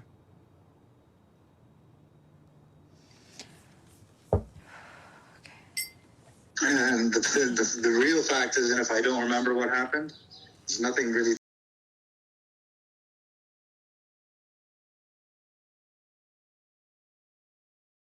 Oh, sorry, my phone just rang in the middle of that. Yeah, that was really beyond. I mean, I don't even want to. I don't even want to give any commentary. It speaks for itself. It speaks for itself. But the point is, Ken McDonald was paid 20 grand because of Jeffrey Epstein. He knew exactly where the contact came from. And we don't know what was said in the conversation, but anyway, I'm going back to the article, so I don't think I read it to the end. So let me just repeat again that she had been buried under rubble in the basement of the block where Mr. Abdul Haq was living, which I believe it was on Great Portland Street. And like I said, that in this article, which is in the Telegraph, they've got a picture of him with a machine gun, just a casual selfie. Me and my weapon. I guess he must have posted it on one of his social media accounts.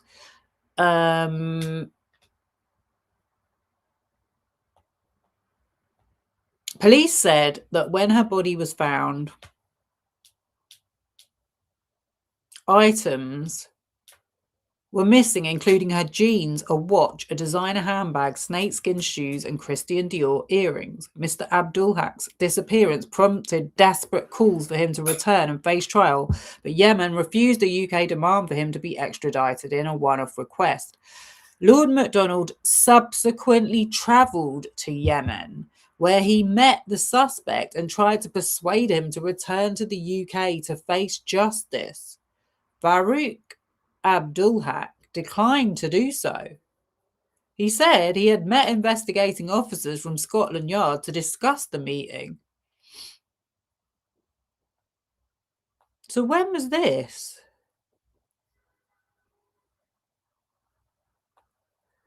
Emails and correspondence contained in the Epstein files show that Epstein spoke with Lord MacDonald early in June 2012. 2 weeks later, on June 20th, the former Director of Public Prosecutions, that's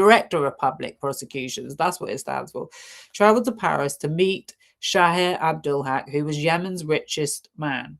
The call between Lord MacDonald and Epstein was brokered by Ian Osborne,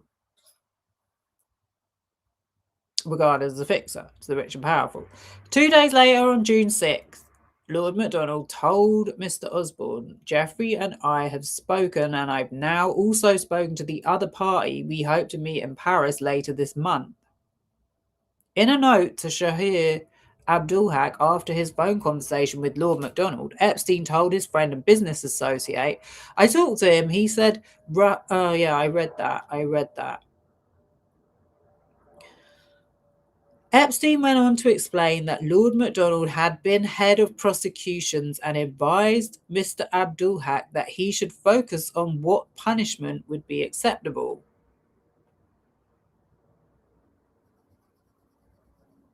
So I showed all of those emails. Time spent may be a form of house arrest, work, charity. The high-profile nature is a problem. So they literally gave him these ideas of how he could explain himself.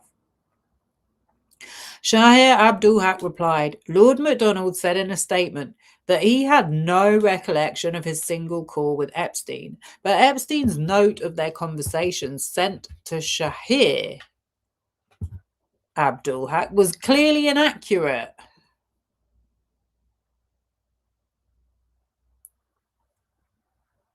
Right.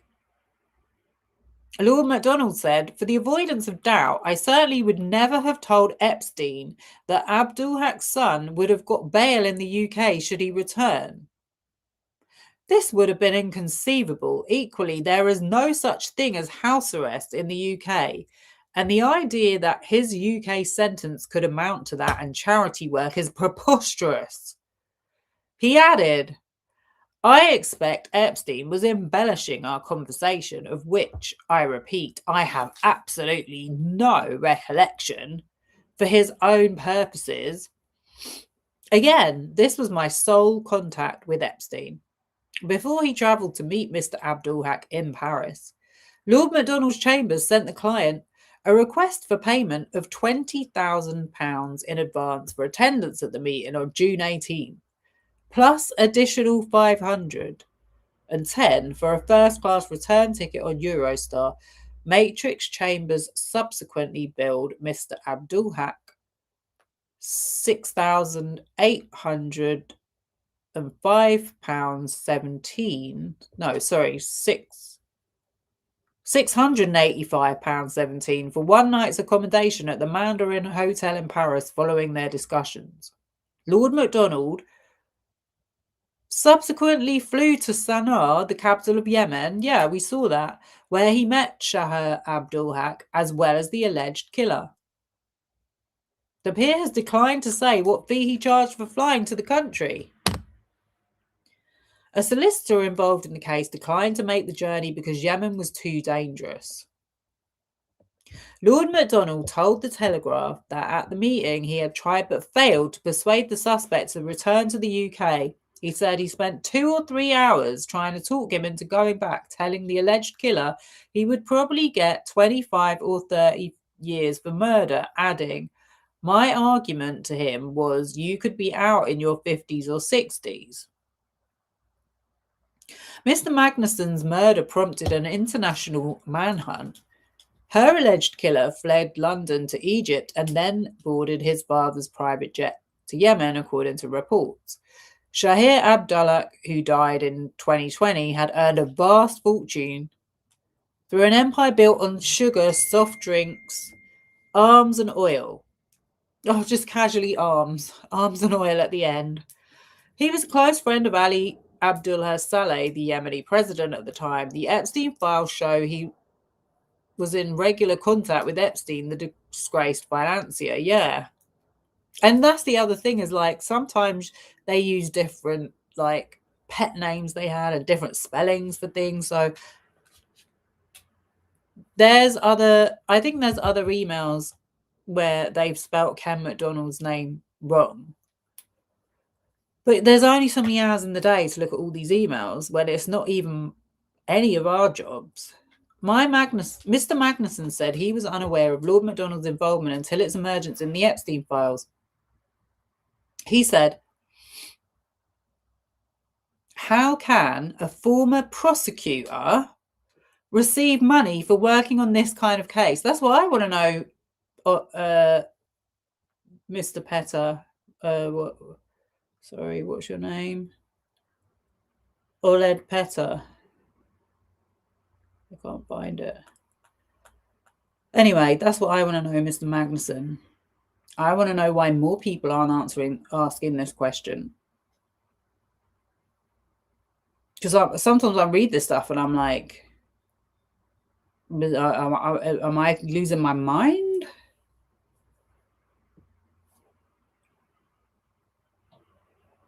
How can a former prosecutor receive money for working on this kind of case? It makes me think the legal system in the UK is weak in this regard. He said he was astonished to discover Lord MacDonald had met his daughter's alleged murderer. My goodness, this is sensational. This is so compromising. The British authorities were being obstructed by Shah Abdulhaq and his son, he said. Mr. Magnussen said he had turned down an offer by Epstein to broker a meeting with Shah Abdulhaq in November 2012, intended to arrange possible compensation for the death of Martine. Wow. Mr. Magnussen said he had turned down an offer by Epstein to broker a meeting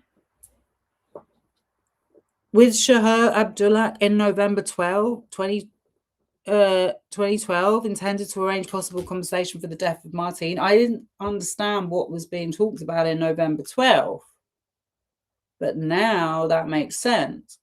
He said he feared Farouk Abdulhaq would never return from Yemen to face justice. Speaking from his home near Oslo, he said, "My suspicion is that any meeting like that would not lead to justice for Martine. I would have compromised myself." Lord MacDonald said in a statement, "My conduct of this case was entirely in accordance with the ethical and professional rules of the bar. The sole purpose of my advising Shah Abdulhaq," this is how judges talk, "you said,"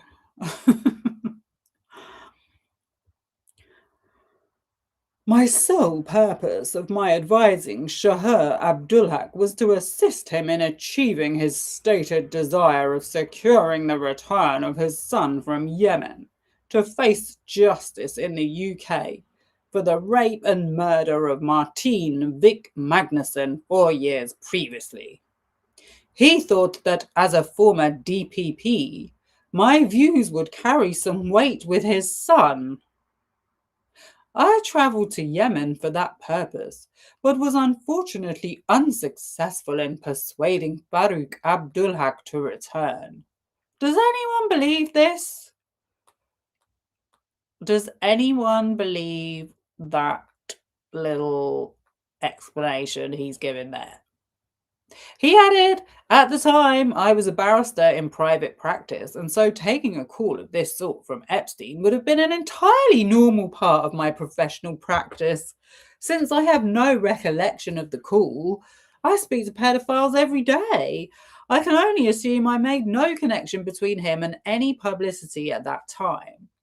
However, as a criminal barrister, it is true to say that I regularly spoke with people who had criminal records, and it was perfectly normal and ethical for me to do so. It was a regular and conventional part of my professional life." He went on, "For the avoidance of all doubt, all my fees were paid by Mr. Abdulhaq, and I obviously neither expected nor received anything from Epstein." He said that in the Paris meeting, Mr. Abdulhaq was clear that his son had committed these crimes and told me he very much wanted him to return from Yemen. Didn't I just read that his dad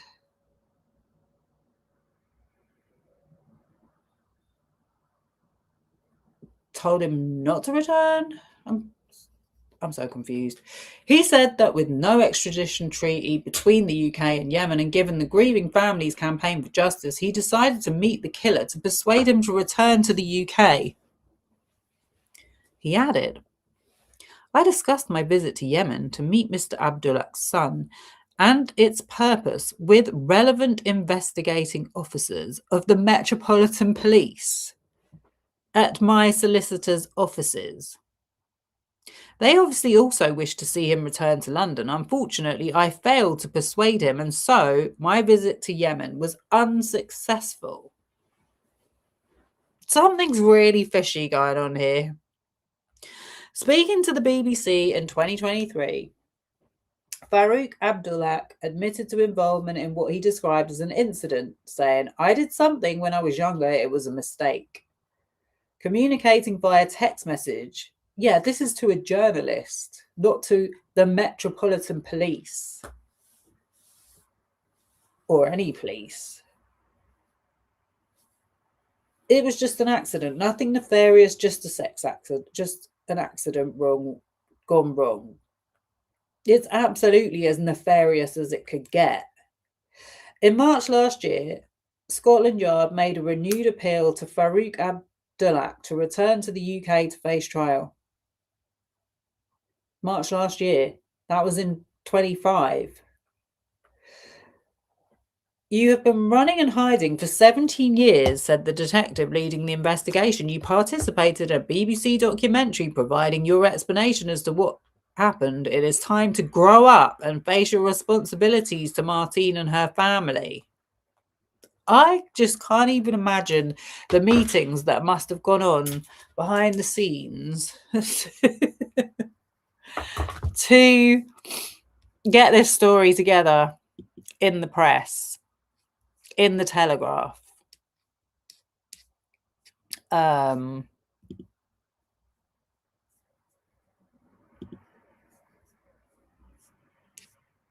Nope.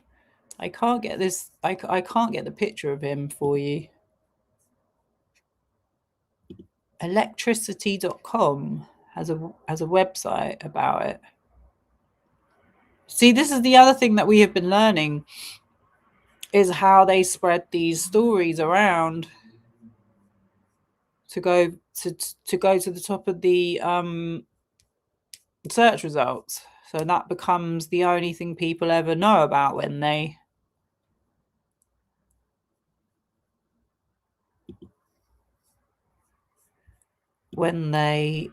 search.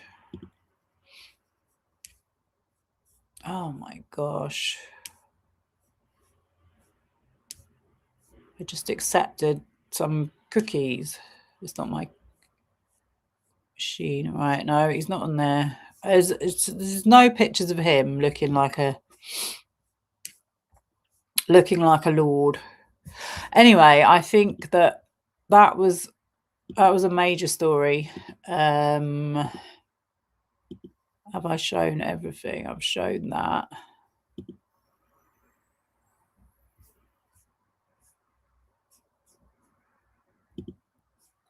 I just don't know how the police think that people should have any can have any confidence in them with all this stuff going on.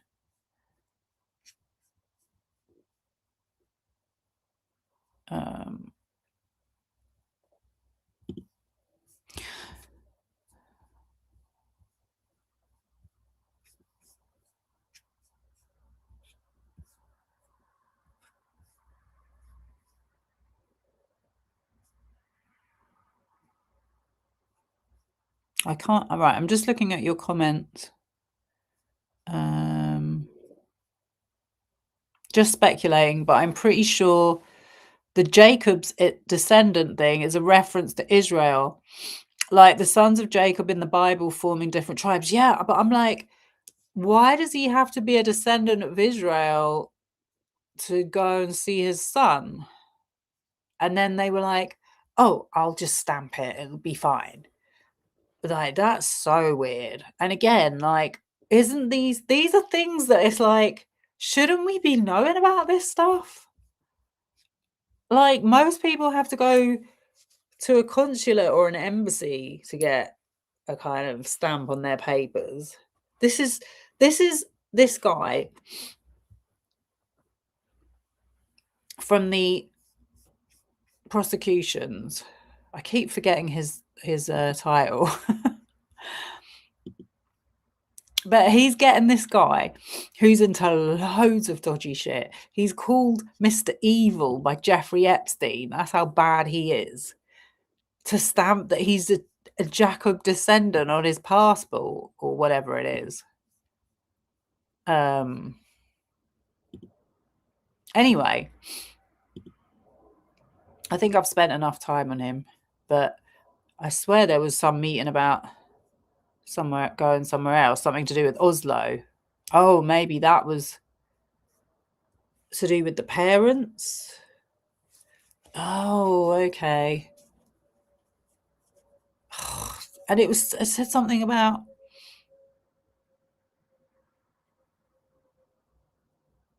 I can't remember now, but it was something to do with civil rights or peace and justice embassy. It's just so weird. It's like they literally do the exact opposite. These agencies do the exact opposite of what they have in their titles. All right, so what shall I go to next? So I think I accidentally deleted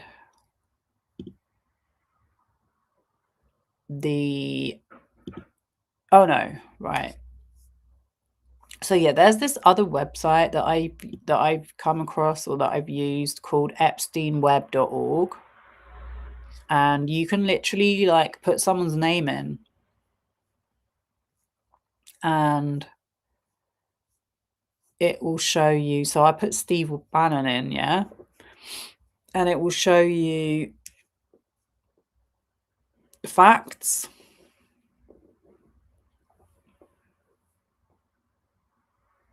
So I was wondering, Steve Bannon and Jeffrey Epstein were in regular contact from at least 2017 to 2019 until his arrest.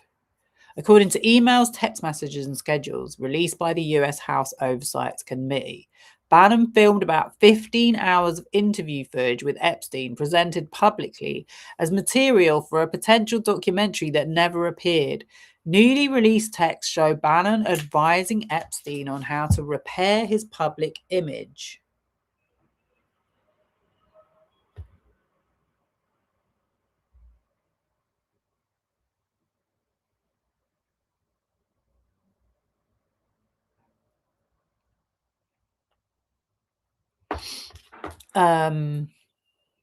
After renewed scrutiny of Epstein's sex crime history. By the way, another thing that I saw yesterday, so there's so many channels that are doing such a good job of taking one little niche bit of it. And so they were looking into someone who's actually on the map, because they do these little maps. Sorry about the adverts. Right. So this guy, Brock Pierce, he's the crypto connection, and he also was involved in the S trafficking by the looks of it, because he was regularly sending photos of girls to Epstein on his travels. And I've never heard of him, but apparently he's another former child actor from the US. Yeah, so I was watching that yesterday. They did a whole deep dive into it. It was really good. What am I doing? I don't want you to come back. But yeah, so speaking of this map, I've got rid of it. Right. When you put in Matthew Hiltzig, who I'm going to talk about in a minute, he's not connected to Donald Trump or Steve Bannon. And I'm like, but he literally worked for the Trump organization alongside Steve Bannon, as I said at the beginning.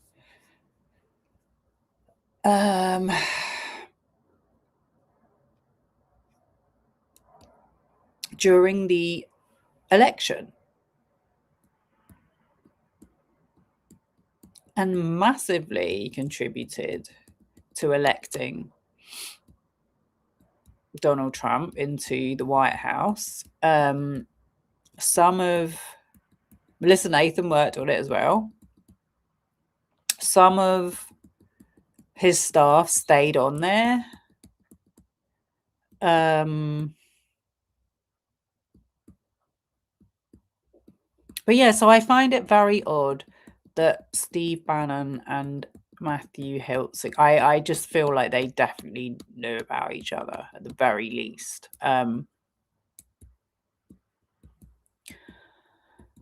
Right.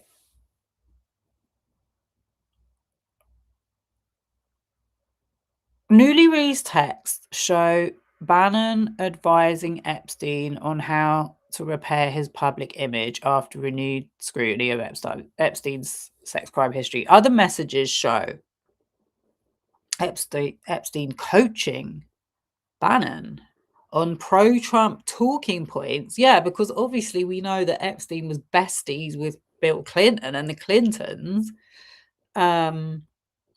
On pro-Trump talking points and media strategy during a 2018 political campaign period. Epstein's daily schedules list planned meetings with Bannon after Epstein was already a registered offender, including a breakfast in early 2019. Everyone knew that he was an offender. And these people all have official posts in government. They're all at the top level, along with the what's-his-face who gave him the sweetheart deal, Acosta, who was on the staff. It's just impossible that they didn't know what was going on. Epstein's daily schedules list planned meetings with Bannon after Epstein... Oh, I just read that. Documents also link both men to other key figures in Epstein's network, including Donald Trump, Peter Thiel, Michael Wolff, and publicist Peggy Siegel, through overlapping projects and conversations. So, for example, this woman, Brianna Butler, now Koslow, she worked for Peggy Siegel and then went and worked for Hiltzik on the Johnny Depp campaign.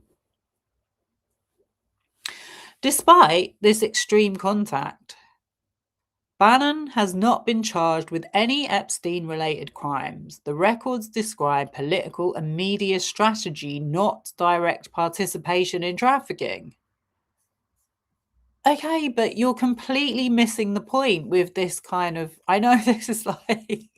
This is what everyone's saying. It's like, well, they didn't take part, and they're not... I mean, they're just sending each other messages about the size of girls' bodies and how old they are, and can you arrange a visa and a passport and how much money to send over. That doesn't mean they're directly involved in a sex trafficking ring. When Congress released thousands of pages from Jeffrey Epstein's estate, Steve Bannon's name appeared repeatedly. The materials include text messages, threads between Bannon and Epstein, emails discussing media projects, political strategy, and public relations, calendar entries with reminders of scheduled meetings.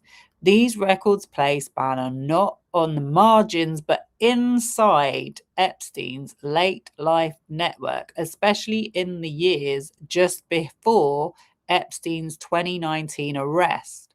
They show the two men talking as peers, one a convicted offender with deep connections to money and power, the other a high-profile political strategist tied to Donald Trump and the MAGA movement. Does it say that he... I looked his Wikipedia up, and yeah, he's, like I said, he was an investment banker at JP Morgan.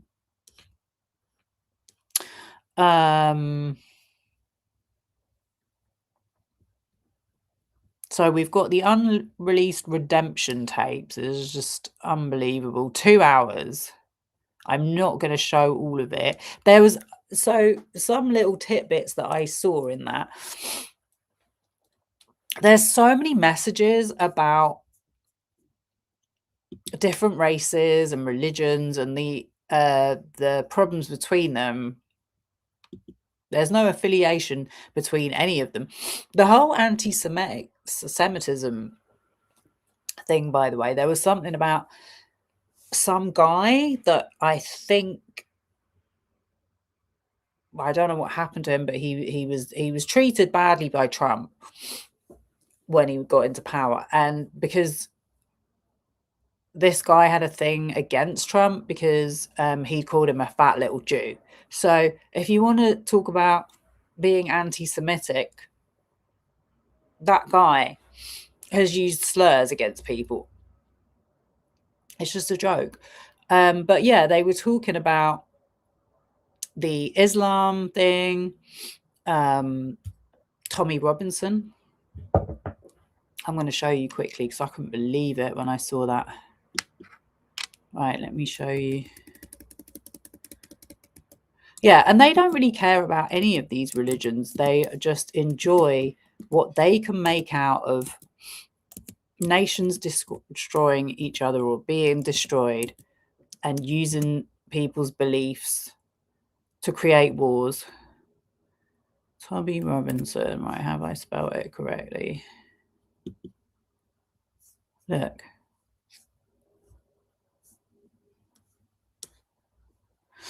So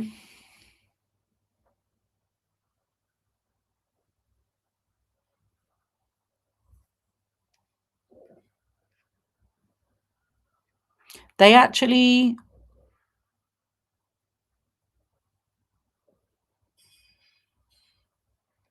celebrate it when he gets out of jail. Also, another thing I noticed was they followed anyone that got arrested for any kind of a sexual assault or any kind of... There was some guy from Liberia, I think it was, and it was literally a photo of him. I definitely would not show that on my channel, but it was like a photo of him, like with naked in a bedroom with two redacted people in front of him on the bed.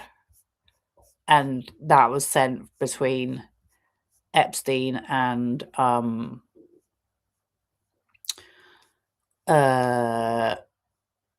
Bannon. Like, or it might have been the other one. The other guy that he sends so many messages. Actually, I think I'm getting confused. But I mean, it doesn't matter. It's like, but the other guy from the UAE, he's like really, really good friends with. I forgot his name for a minute, but I'm sure it will come up because he's probably CC'd on some of the messages. The one who's pictured making eggs in his kitchen on the island.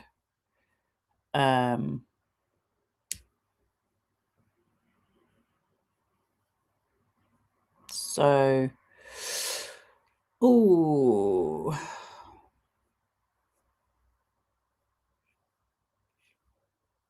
When is this? This is in 2019. It takes a long time to go through all these messages. But they send all these messages to each other like this. Problem is their country is nothing but a Poland and Baltic important. Like, what? Like, they literally talk about countries like they're playing some kind of like board game or something. You are too smart to waste your time. Get serious.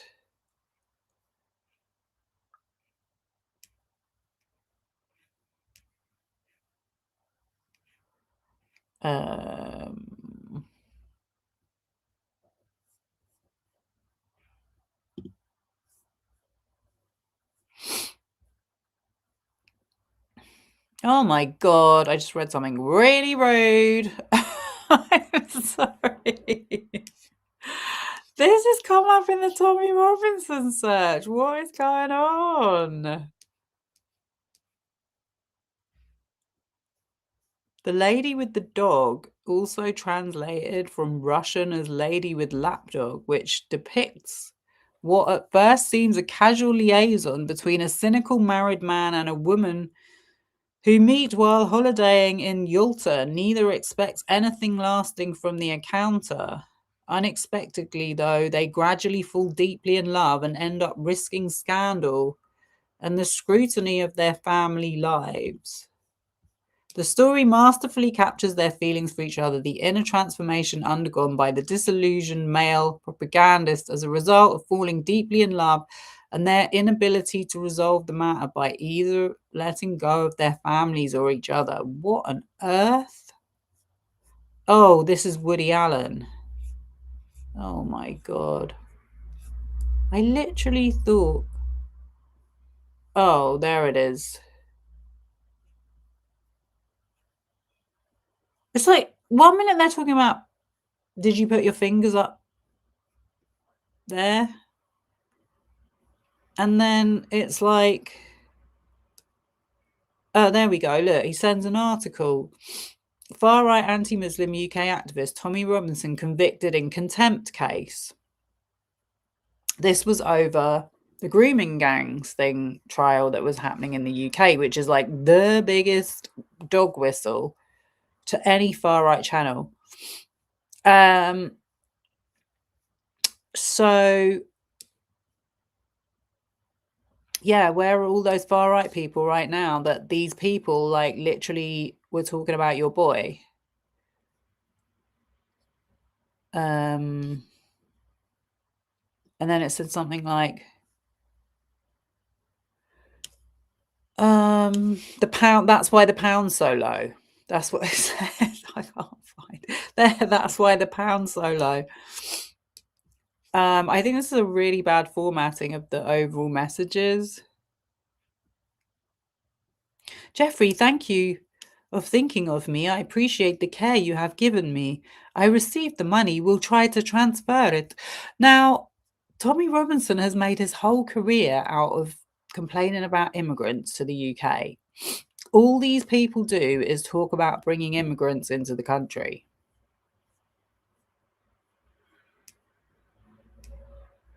And anyway, I don't know why I clicked on that because it was a very short mention of him.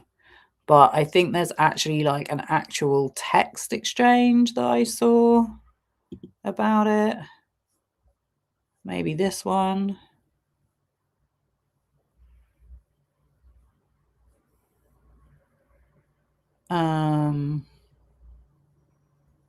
Oh yeah, no, this was when I was like, they want to connect Tommy Robinson to Ehud Barak from, well, we all know, well, I think anyone watching this probably knows who he is. The former defense minister of Israel and president, who Virginia Giuffre accused of raping her. Again, so little response from the media on that.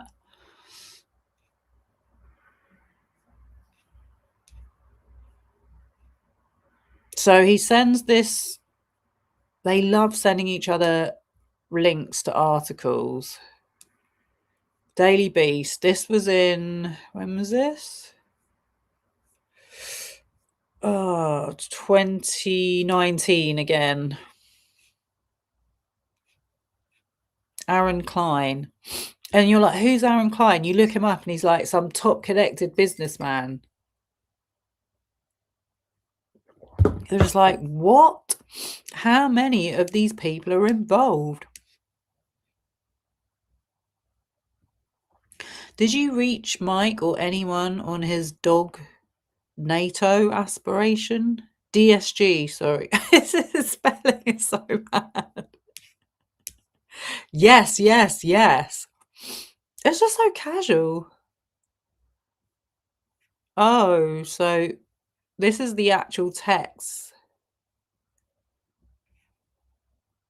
I don't know what the hell they're talking about. But anyway, yeah, this is where they're saying about Tommy Robinson there. So they're sending the article and it says backbone of England. And he says, Epstein says, that's why the pound's so low. And Bannon says cheap at any price.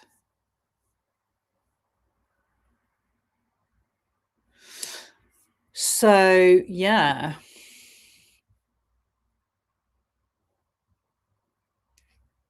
There are definitely more mentions, I think.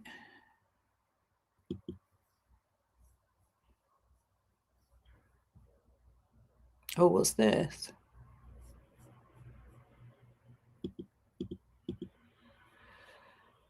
The state of Gwinnett County, Georgia. Valerie Dirksen and her role as president of International Children's Rights Advocates. International Children's Rights Advocates. Complaint for damages. Michael K. Galenfeld. What the earth is this?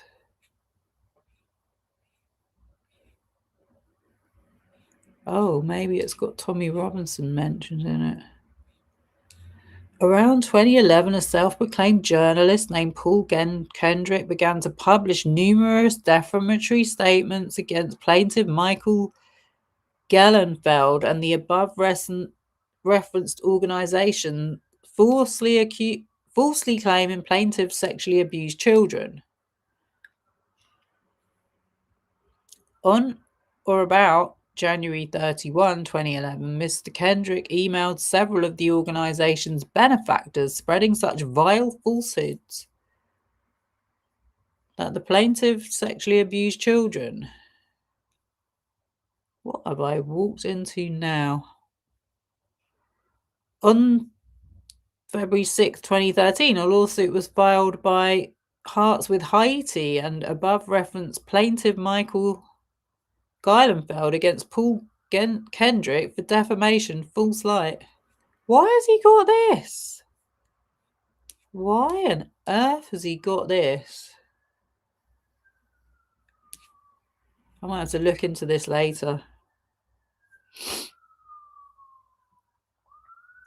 On February 18, 2020, defendant Valerie... This is in 2020. What? Okay, I'm not looking at this right now. I don't know what the hell that's doing there. Oh. It's taken me out of it.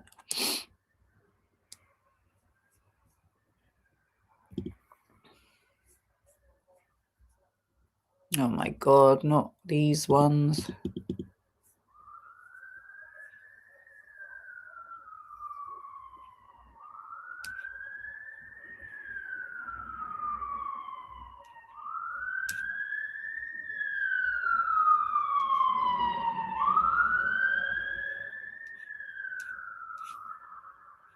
Some of these messages are just so weird. Like, you're like, are they joking or...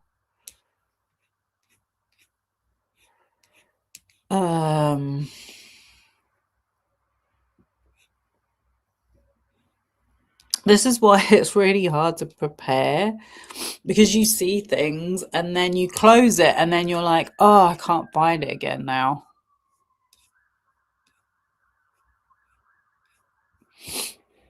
But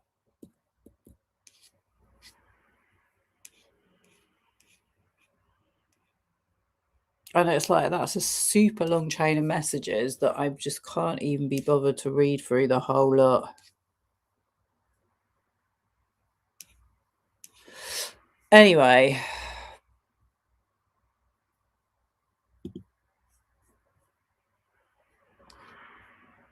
What's this one? Tommy Robinson.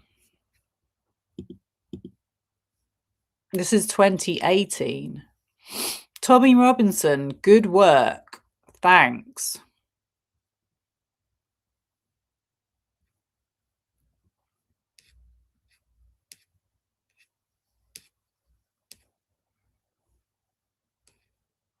You sound like Bush in Iraq and Clinton in Libya. LOL. You guys are the best at it. I'm looking to its impact in Europe again. Chris Steinacht always has the big fire symbols that cause many not to listen further.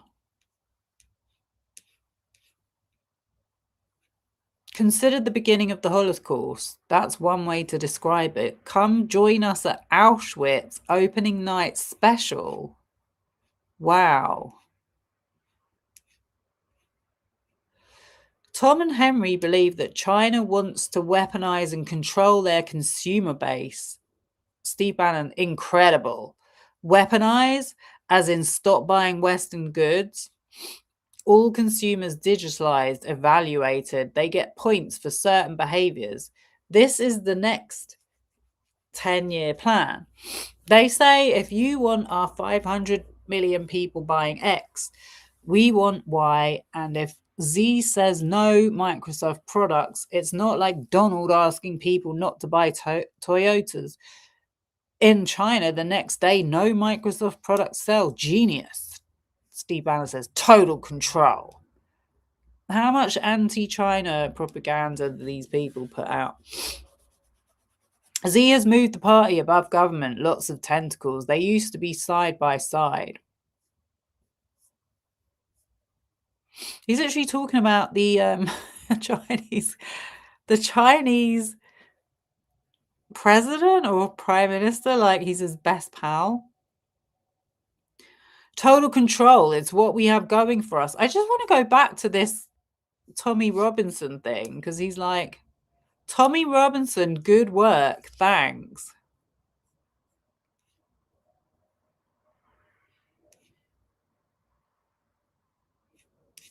Total control. I'm just saying, I'm just reading the messages out.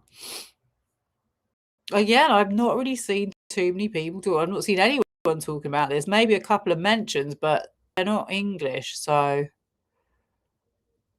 they're not probably that interested in Tommy Robinson. But I already made a video about him, like at the beginning of my channel when the riots were happening. We had riots in the UK because of him and Nigel Farage, who we know is backed by Bannon. In fact, these people are all very much part of British MAGA.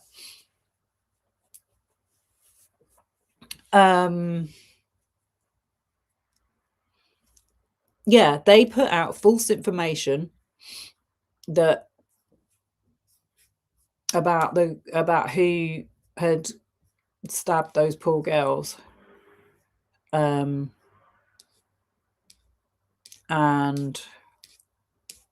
then they just went on and on saying that Starmer was withholding information, that they needed that we needed our women and girls protected. I mean, if you want women and girls protected, why are you in league with these lot? Just a very obvious question.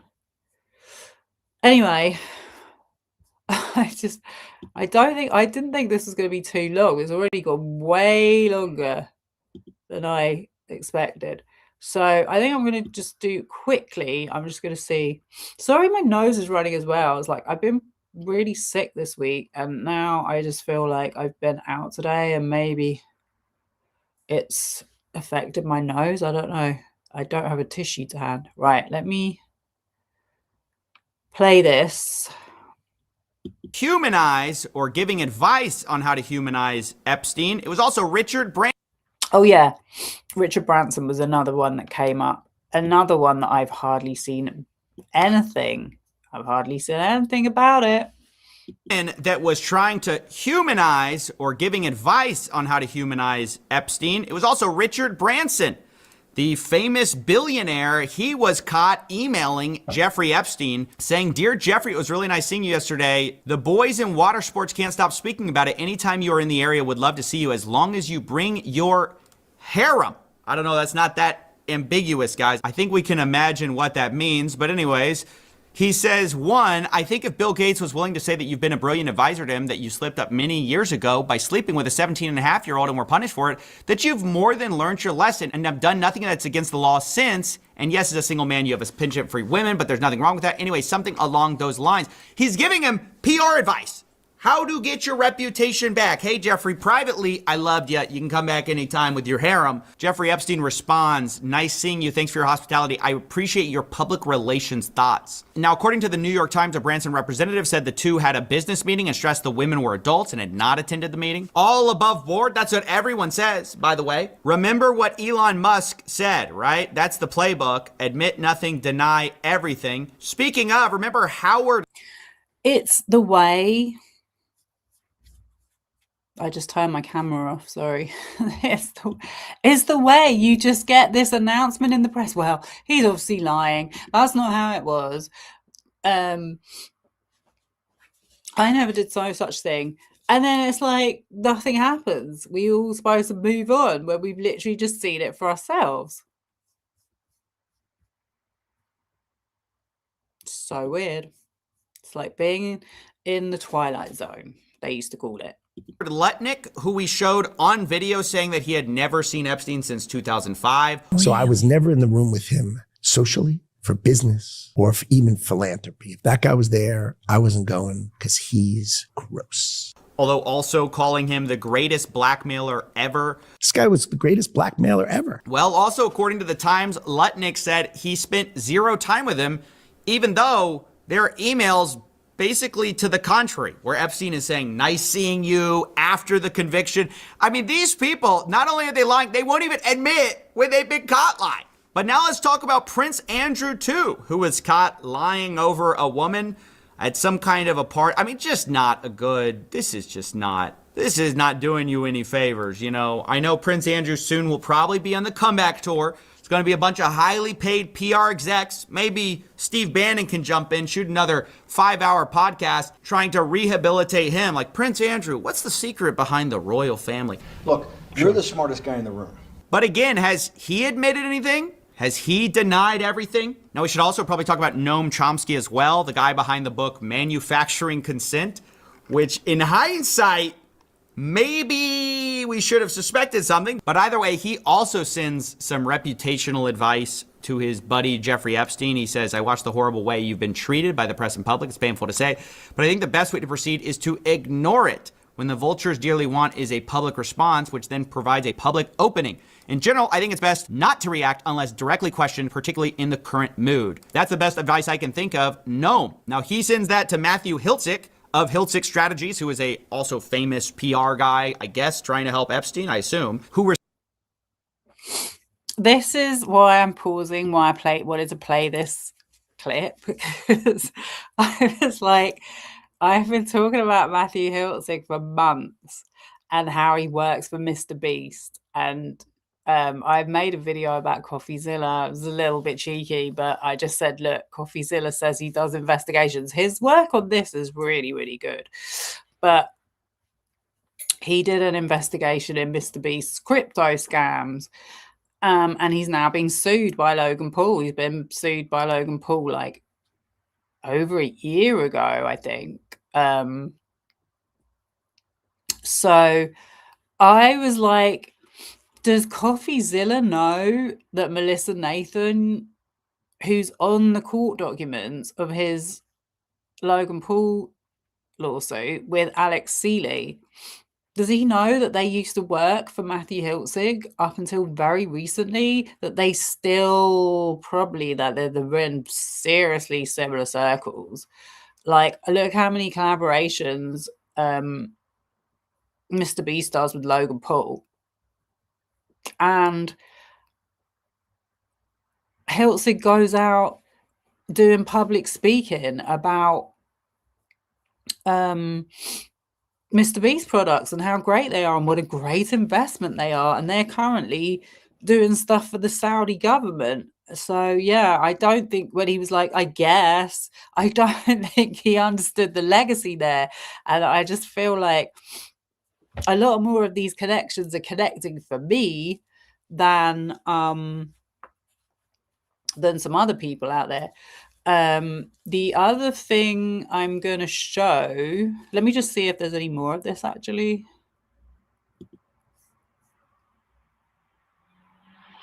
Responds, I think that is wise. Now, later talking with Bannon, Epstein loops in Hiltzik again. He says, Matt Hiltzik thought your idea was epic. Hypocrisy of the liberal left. And he says, yep, he would confidentially like to sit and help if you like. This is... So, yeah, they're planning this, like, comeback documentary, which I've said this already. Like, when you see a documentary and it's exposing someone, really, realistically, it's getting ahead of the narrative and giving you their version of the exposure. But yeah, I think again, this whole thing of the MAGA movement and the red pill or the manosphere is where Matthew Hiltzik and Bannon and all these people are tapped 100% in.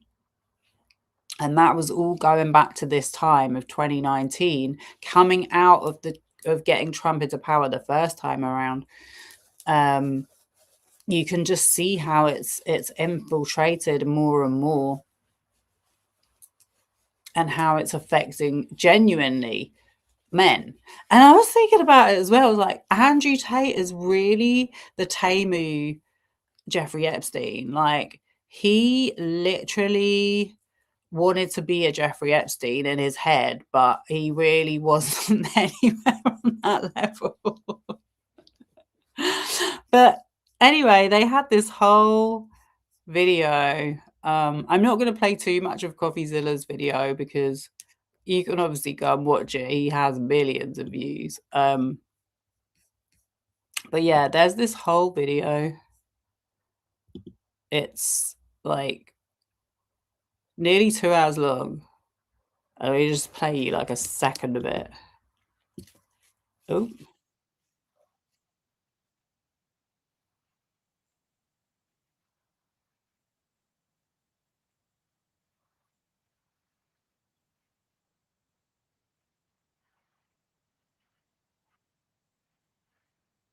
What is he talking about? They were going to put him on all these podcasts. There's so many of them. It's really wild. But I mean, just going back to Matthew Hiltzik, obviously Matthew Hiltzik was in contact with Jeffrey Epstein after that meeting, because when was that? He just showed those messages. I think you could actually put him into. He deserves his own whole episode, but we can only do so much in one night. I just wanted to do some little bits and bobs. There was. Did I say about? I was trying to find it before I came on, actually, but I didn't have enough time. He asked him a question like, what was it like the day of the financial crash? You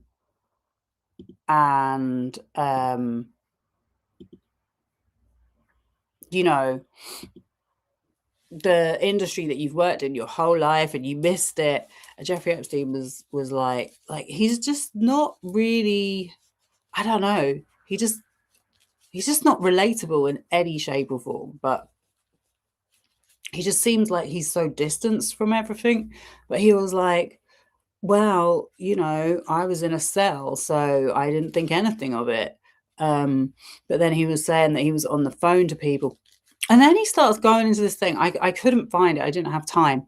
Maybe I'll do a second episode. But he starts going into this thing of the financial crash happened because of immigrants and Black people being allowed to buy houses because of Clinton. I was like, I don't know. I just couldn't believe it.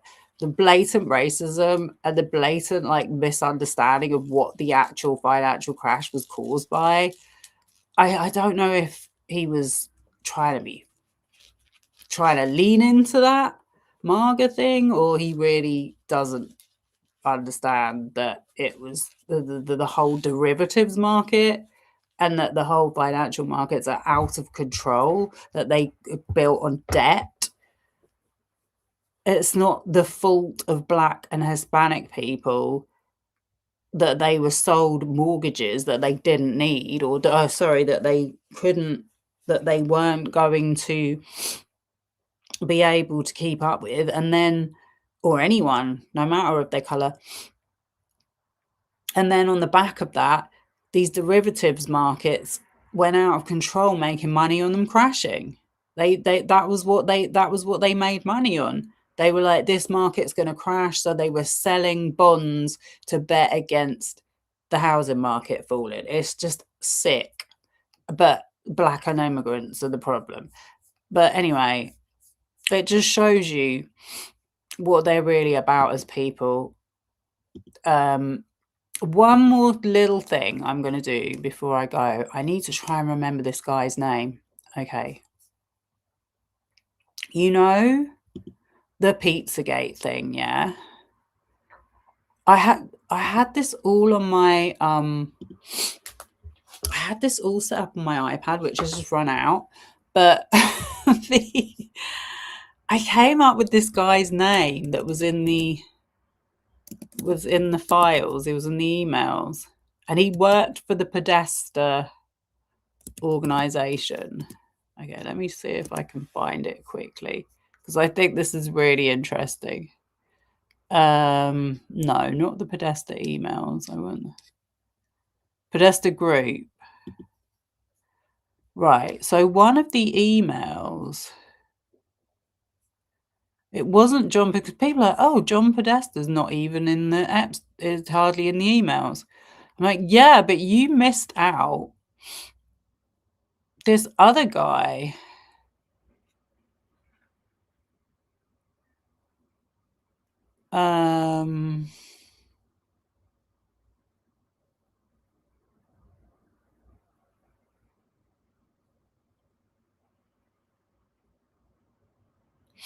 anyway, I'll have to try and remember. You have to give me a second. But yeah, the Podesta group, if you don't know,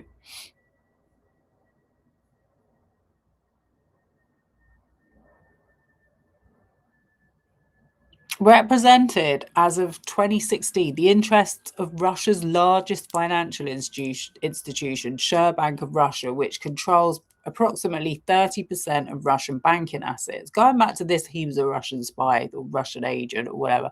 The Podesta Group also carried out public relations work for the government of Azerbaijan for a monthly fee of $60,000 plus expenses. Between 2009,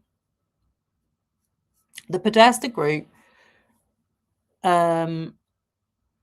represented more than 24 sovereign governments, according to thorough filings of the U.S.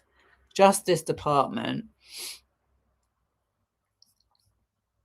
Represented Afghanistan, Vietnam, Switzerland, Georgia, India, Iraq, Japan, Hong Kong, Thailand, Saudi Arabia, and Cyprus, among others. Let me see if I put in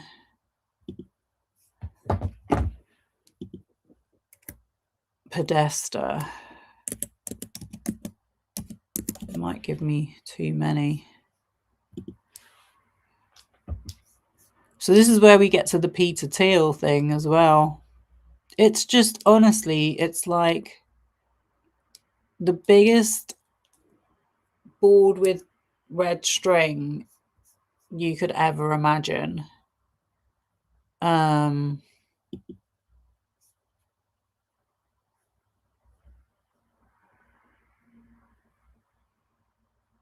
don't reckon it. It's just amazing how many messages Soon-Yi Previn is on. That's Woody Allen's daughter.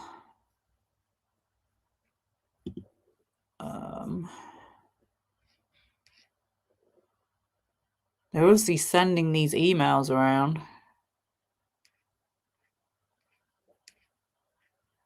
But I just don't think anyone spotted this name. Okay, give me 1 second. Let me put my camera off. I'm going to be wrapping it up quite soon.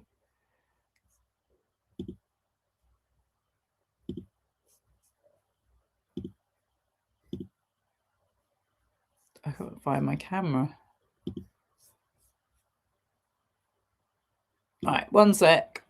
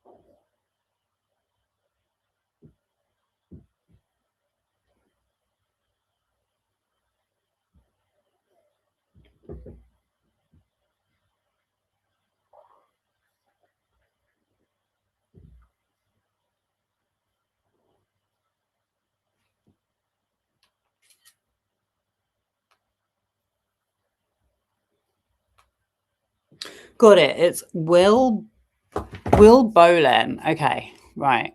Sorry for the intermission then. Will Bolen.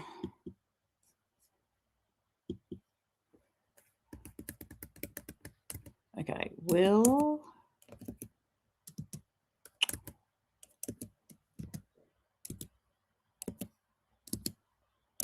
Bolen. Oh, I've spelled his name wrong.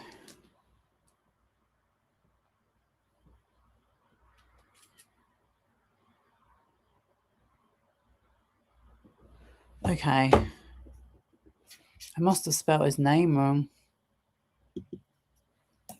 Will. And it was all this weird stuff about how they were going to take that movie or do some recording and post it on some weird website, YouTube channel.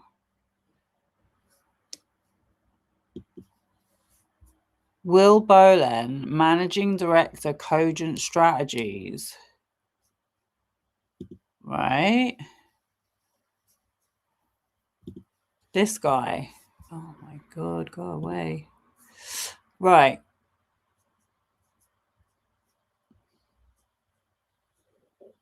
As a senior communications specialist for Cogent Strategies, Will Bolen draws on... I can put my camera back on.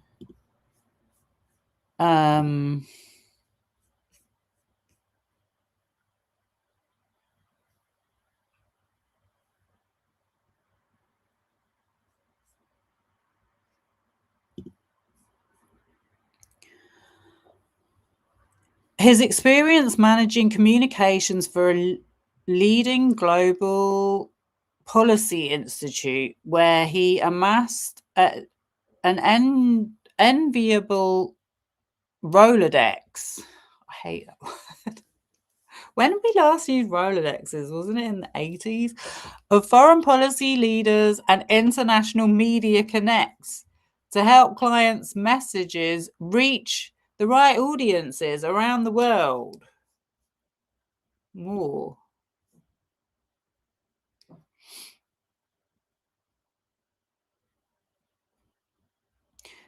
He spent almost a decade at the German Marshall Fund, working in both Brussels, you know what goes on there, and Washington, D.C., leading strategic communications and serving as spokesperson for the 160-person Policy Institute as the GMF's first communications staffer based in Europe.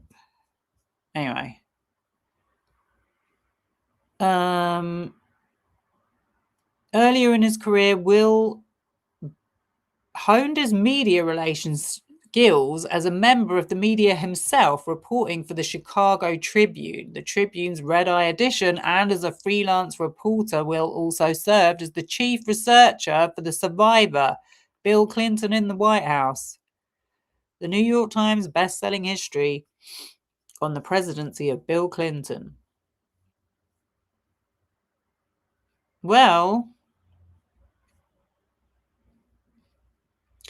until 2017, he was senior vice president at Podesta Group. Yeah, he's in the emails. I swear to God. Have I spelled Will Bolen? Do I have to do capitals or something? Maybe if I just put Bolen. Let's see what comes up.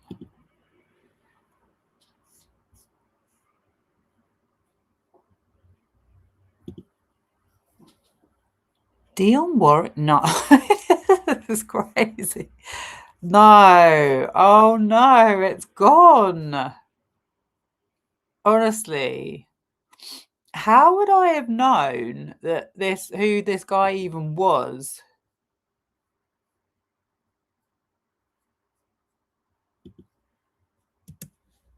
I'm losing my... Okay, I'm going to have to go to the Epstein org now, because this has ruined my whole thing. I'm like, they're all communicating on these emails and talking about how they're going to rehabilitate Epstein's image. And this was in 2017, this started. As Trump began his presidency, Steve Bannon was ousted, but he was still in contact with them all, with all the people that worked there, as was Epstein. Some of them. They were obsessed with Donald Trump, by the way. Yeah, they're talking to this guy about posting something on this YouTube channel, and I was just like, what the hell? And it was this Will Bolen. And then I realized he worked at Podesta, and I'm like, hang on, isn't this around the same time where they started putting out the Pizzagate stuff? It was just really weird. But maybe I'll have to do some to find my old research and go back to where I found it all, because I'll tell you what, my iPad does this really weird thing when I have like loads of screens open, and then suddenly they all just disappear, and it just gives me one new window, and then they're there somewhere, but I can't find them again. So I didn't get it ready. But I'm just going back to this Epstein org thing about Steve Bannon, but I'd be here all night if I started getting too into Steve Bannon. So how do I search? Okay, let me just do one more lucky dip. Well, because otherwise I feel like I'm losing it. Bolen. I do know for a fact, though, that a lot of the files have been removed, because I've got at least 3 saved, and I have a little like reference, my little reference library server on Discord for myself, where I keep everything. And I clicked on a couple of them earlier today, and they've gone, and I'm like, damn.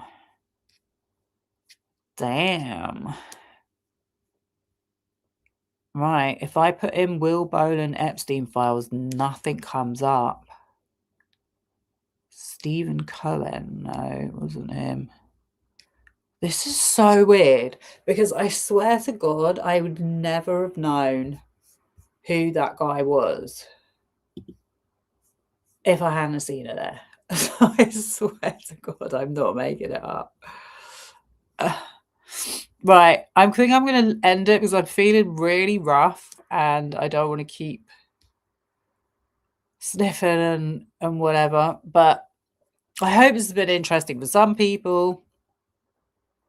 Lots of little avenues to carry on your own explorations even. You're not surprised Tommy Robinson's in there because of how much rage he directs at immigrants and women despite the crimes he's committed against immigrants and women. Well, yeah, I know it makes sense to us, right? But you know, I couldn't believe Sean Atwood was in there. I know you're not from the UK, but there's this guy called Sean Atwood. And he's just such a con artist. It's so obvious. And another guy that I've been making videos about that no one cares about is oh my God, he worked in the finance world as well. He was a stock trader. Name's gone. My brain's going dead. It's been a really long day. I can't even tell you.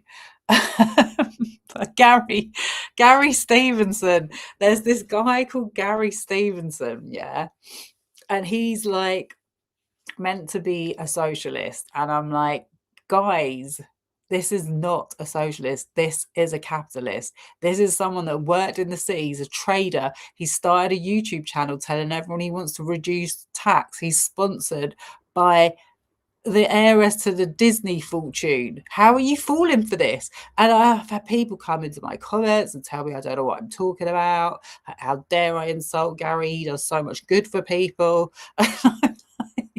Okay, I'm done. But you wait until you all come running back going, oh yeah, how did we miss that? But yeah, they Sean Atwood is in the Epstein files, and it's so embarrassing, and he's probably loving it. But he went round to Ghislaine Maxwell's old house in Belgravia and knocked on the door and was like, I'm doing my investigative journalism. And he's another one. His channel got really big from doing like Jimmy Savile commentary. Then he has an actual woman that says she's a victim of sex trafficking on his channel, who he's basically sleeping with and doing drugs with, trying to get her started as a YouTuber and doing a GoFundMe for her. He is just, and during the Diddy trial, he was one of the people that had to delete all his content because he was getting hit with so much legal threats about it being misinformation. But yeah, I made a video about him, and people tell me, oh, he's exposing everyone, he's exposing the elite. And it's like, how are you being so blind that that they're all on the same team, these people? It's actually, this is what I'm going to end with. I've actually felt like my role in doing this tiny little channel is, which I enjoy it anyway, but it's more important than ever because we cannot rely on any hardly. There's so few media sources that actually give a shit about this stuff. Honestly, some of the content has been really good. The deep dives, I love watching a 4-hour deep dive on this stuff. I can watch it all day, well, not all day, but like every day, because everyone's got their own little things that they're interested in or that they have a bit of expert knowledge in. Mine being this whole thing with the PR, with how they use social media accounts. Thank you, angels in the flesh blood. That's really nice. I'm right about the others. I know. It's like, honestly, I didn't have a clue. I started doing I genuinely watched YouTube just as a viewer. I was like, I loved it. I just enjoy all the different content, and I just couldn't understand why there was just so much shit being shown to me. And then I got mixed up in the whole BJ thing, and then I started making my own videos, and then I've just kind of seen it for what it is. Like, there's very, very few people that are really being honest and really care about any of the stuff that they say they care about. You know who else I need to get into on the Epstein files is Piers effing Morgan. He's one of the biggest hypocrite bullshitters. And like, yeah, these Sean Atwoods and all the Geordie guy, like, they're so fake, pretending that they care about any crimes or anything like that. It's all about their half of them are either like a lot. Financial fraud is a big one, or dealing drugs. Like, I'm not being funny, but and I'm not trying to be judgmental, because everyone has things they have to go through in life. In fact, today I wanted to say this.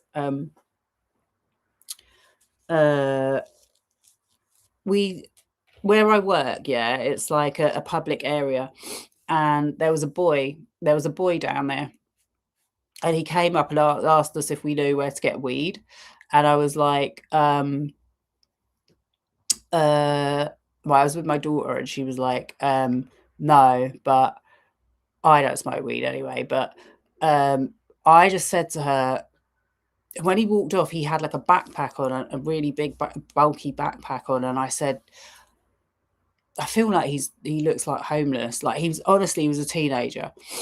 So he came back, and then I started talking to him and everything, and it turned out, yeah, he was homeless. He was 15. He said he's been in 9 different care homes. And my daughter got really upset, and because he was such a sweet boy, and I was just like, it really hits you. Like, these people that are being trafficked, they're just people that have young kids that have grown up in the most unfortunate circumstances, nothing to do with anything they did. They didn't ask to be born into it. And imagine at 15 years old deciding that being out on the streets is a better place to be than wherever you've been housed. It was just awful. So yeah, I just think that, I know it's hard for everyone, but just the lies and the hypocrisy, just conning people, it's just crazy. I'm missing a lot of your messages here, because my point is, why do they deserve your money? And then people really believe that they're going to do something good, and it's like, yeah, give them your money, fine, I get it. Like, I've sat there and thought, no, that content creator deserves my money. Like, they've really entertained me. But stop believing that they're going to do anything to benefit your life, because the opposite of that is true. Gary Waterman, who's Gary Waterman? I don't know him. But thank you so much for all the comments. Yeah, Gary, what's his name? Tommy Robinson has built his career on pretending he cares about the grooming gangs. Really, all he cares about is getting his next fix, quite honestly. Bannon is a human barnacle. Breitbart has ruined American politics. Breitbart, yeah, well, it's ruined Kanye West. I mean, he ain't coming back. I mean, yeah, it's all of this is ruining our world beyond belief. Like, it's crazy. The whole thing, the like I said, he's talking about the Chinese apps there wanting to control people using phones. I said it as a joke. I said, this goes back to Epstein. It really, seriously, he had his fingers in so many damn pies with these people. And now seeing this whole thing with the justice system, what's going on behind the scenes, and literally no one's saying anything about it. It's crazy.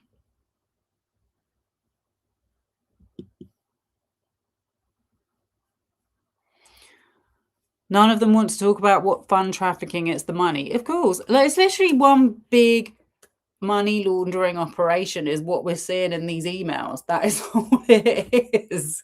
It's money laundering. What did you see the one about he sent one about private jets? Nothing they did was legit. Nothing they did. These are the richest people in the world. And you expect me to believe that Gary Stevenson wants the heiress to Disney wants people to make wants rich people to pay more tax? I don't think so. Anyway, guys, thank you so much for joining me. Let me know in the comments if there's anything else in there that's taken your interest. I'm going to try and look up that Will Boland and get on my Pizzagate theory. I don't think anyone else has come up with that, but it makes sense to me because I'm like, they were doing a psyop trying to say that, you know, the pedophiles were all from the Clinton party and the Democrats, and all along they were the very people. I mean, how do they care about that when they're literally talking to these people every day, trying to dismiss this as a crime? It's like,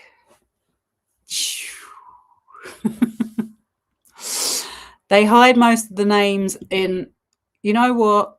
One thing I will say as well, I think the first place I started, actually, I might do this for my next episode. The first place I started reading a lot of the messages from the survivors, the victims of him, saying how badly they've been let down by the legal teams of the publishing people that promised them all these deals and everything, and how they were being constantly harassed on social media by the very same people that wanted the Epstein files to be released, like that House and Habit woman and Victoria Harvey. So yeah, I was thinking about doing a bit of a deep dive into them because they deserve it. Anyway, guys, take care. See you soon. Bye.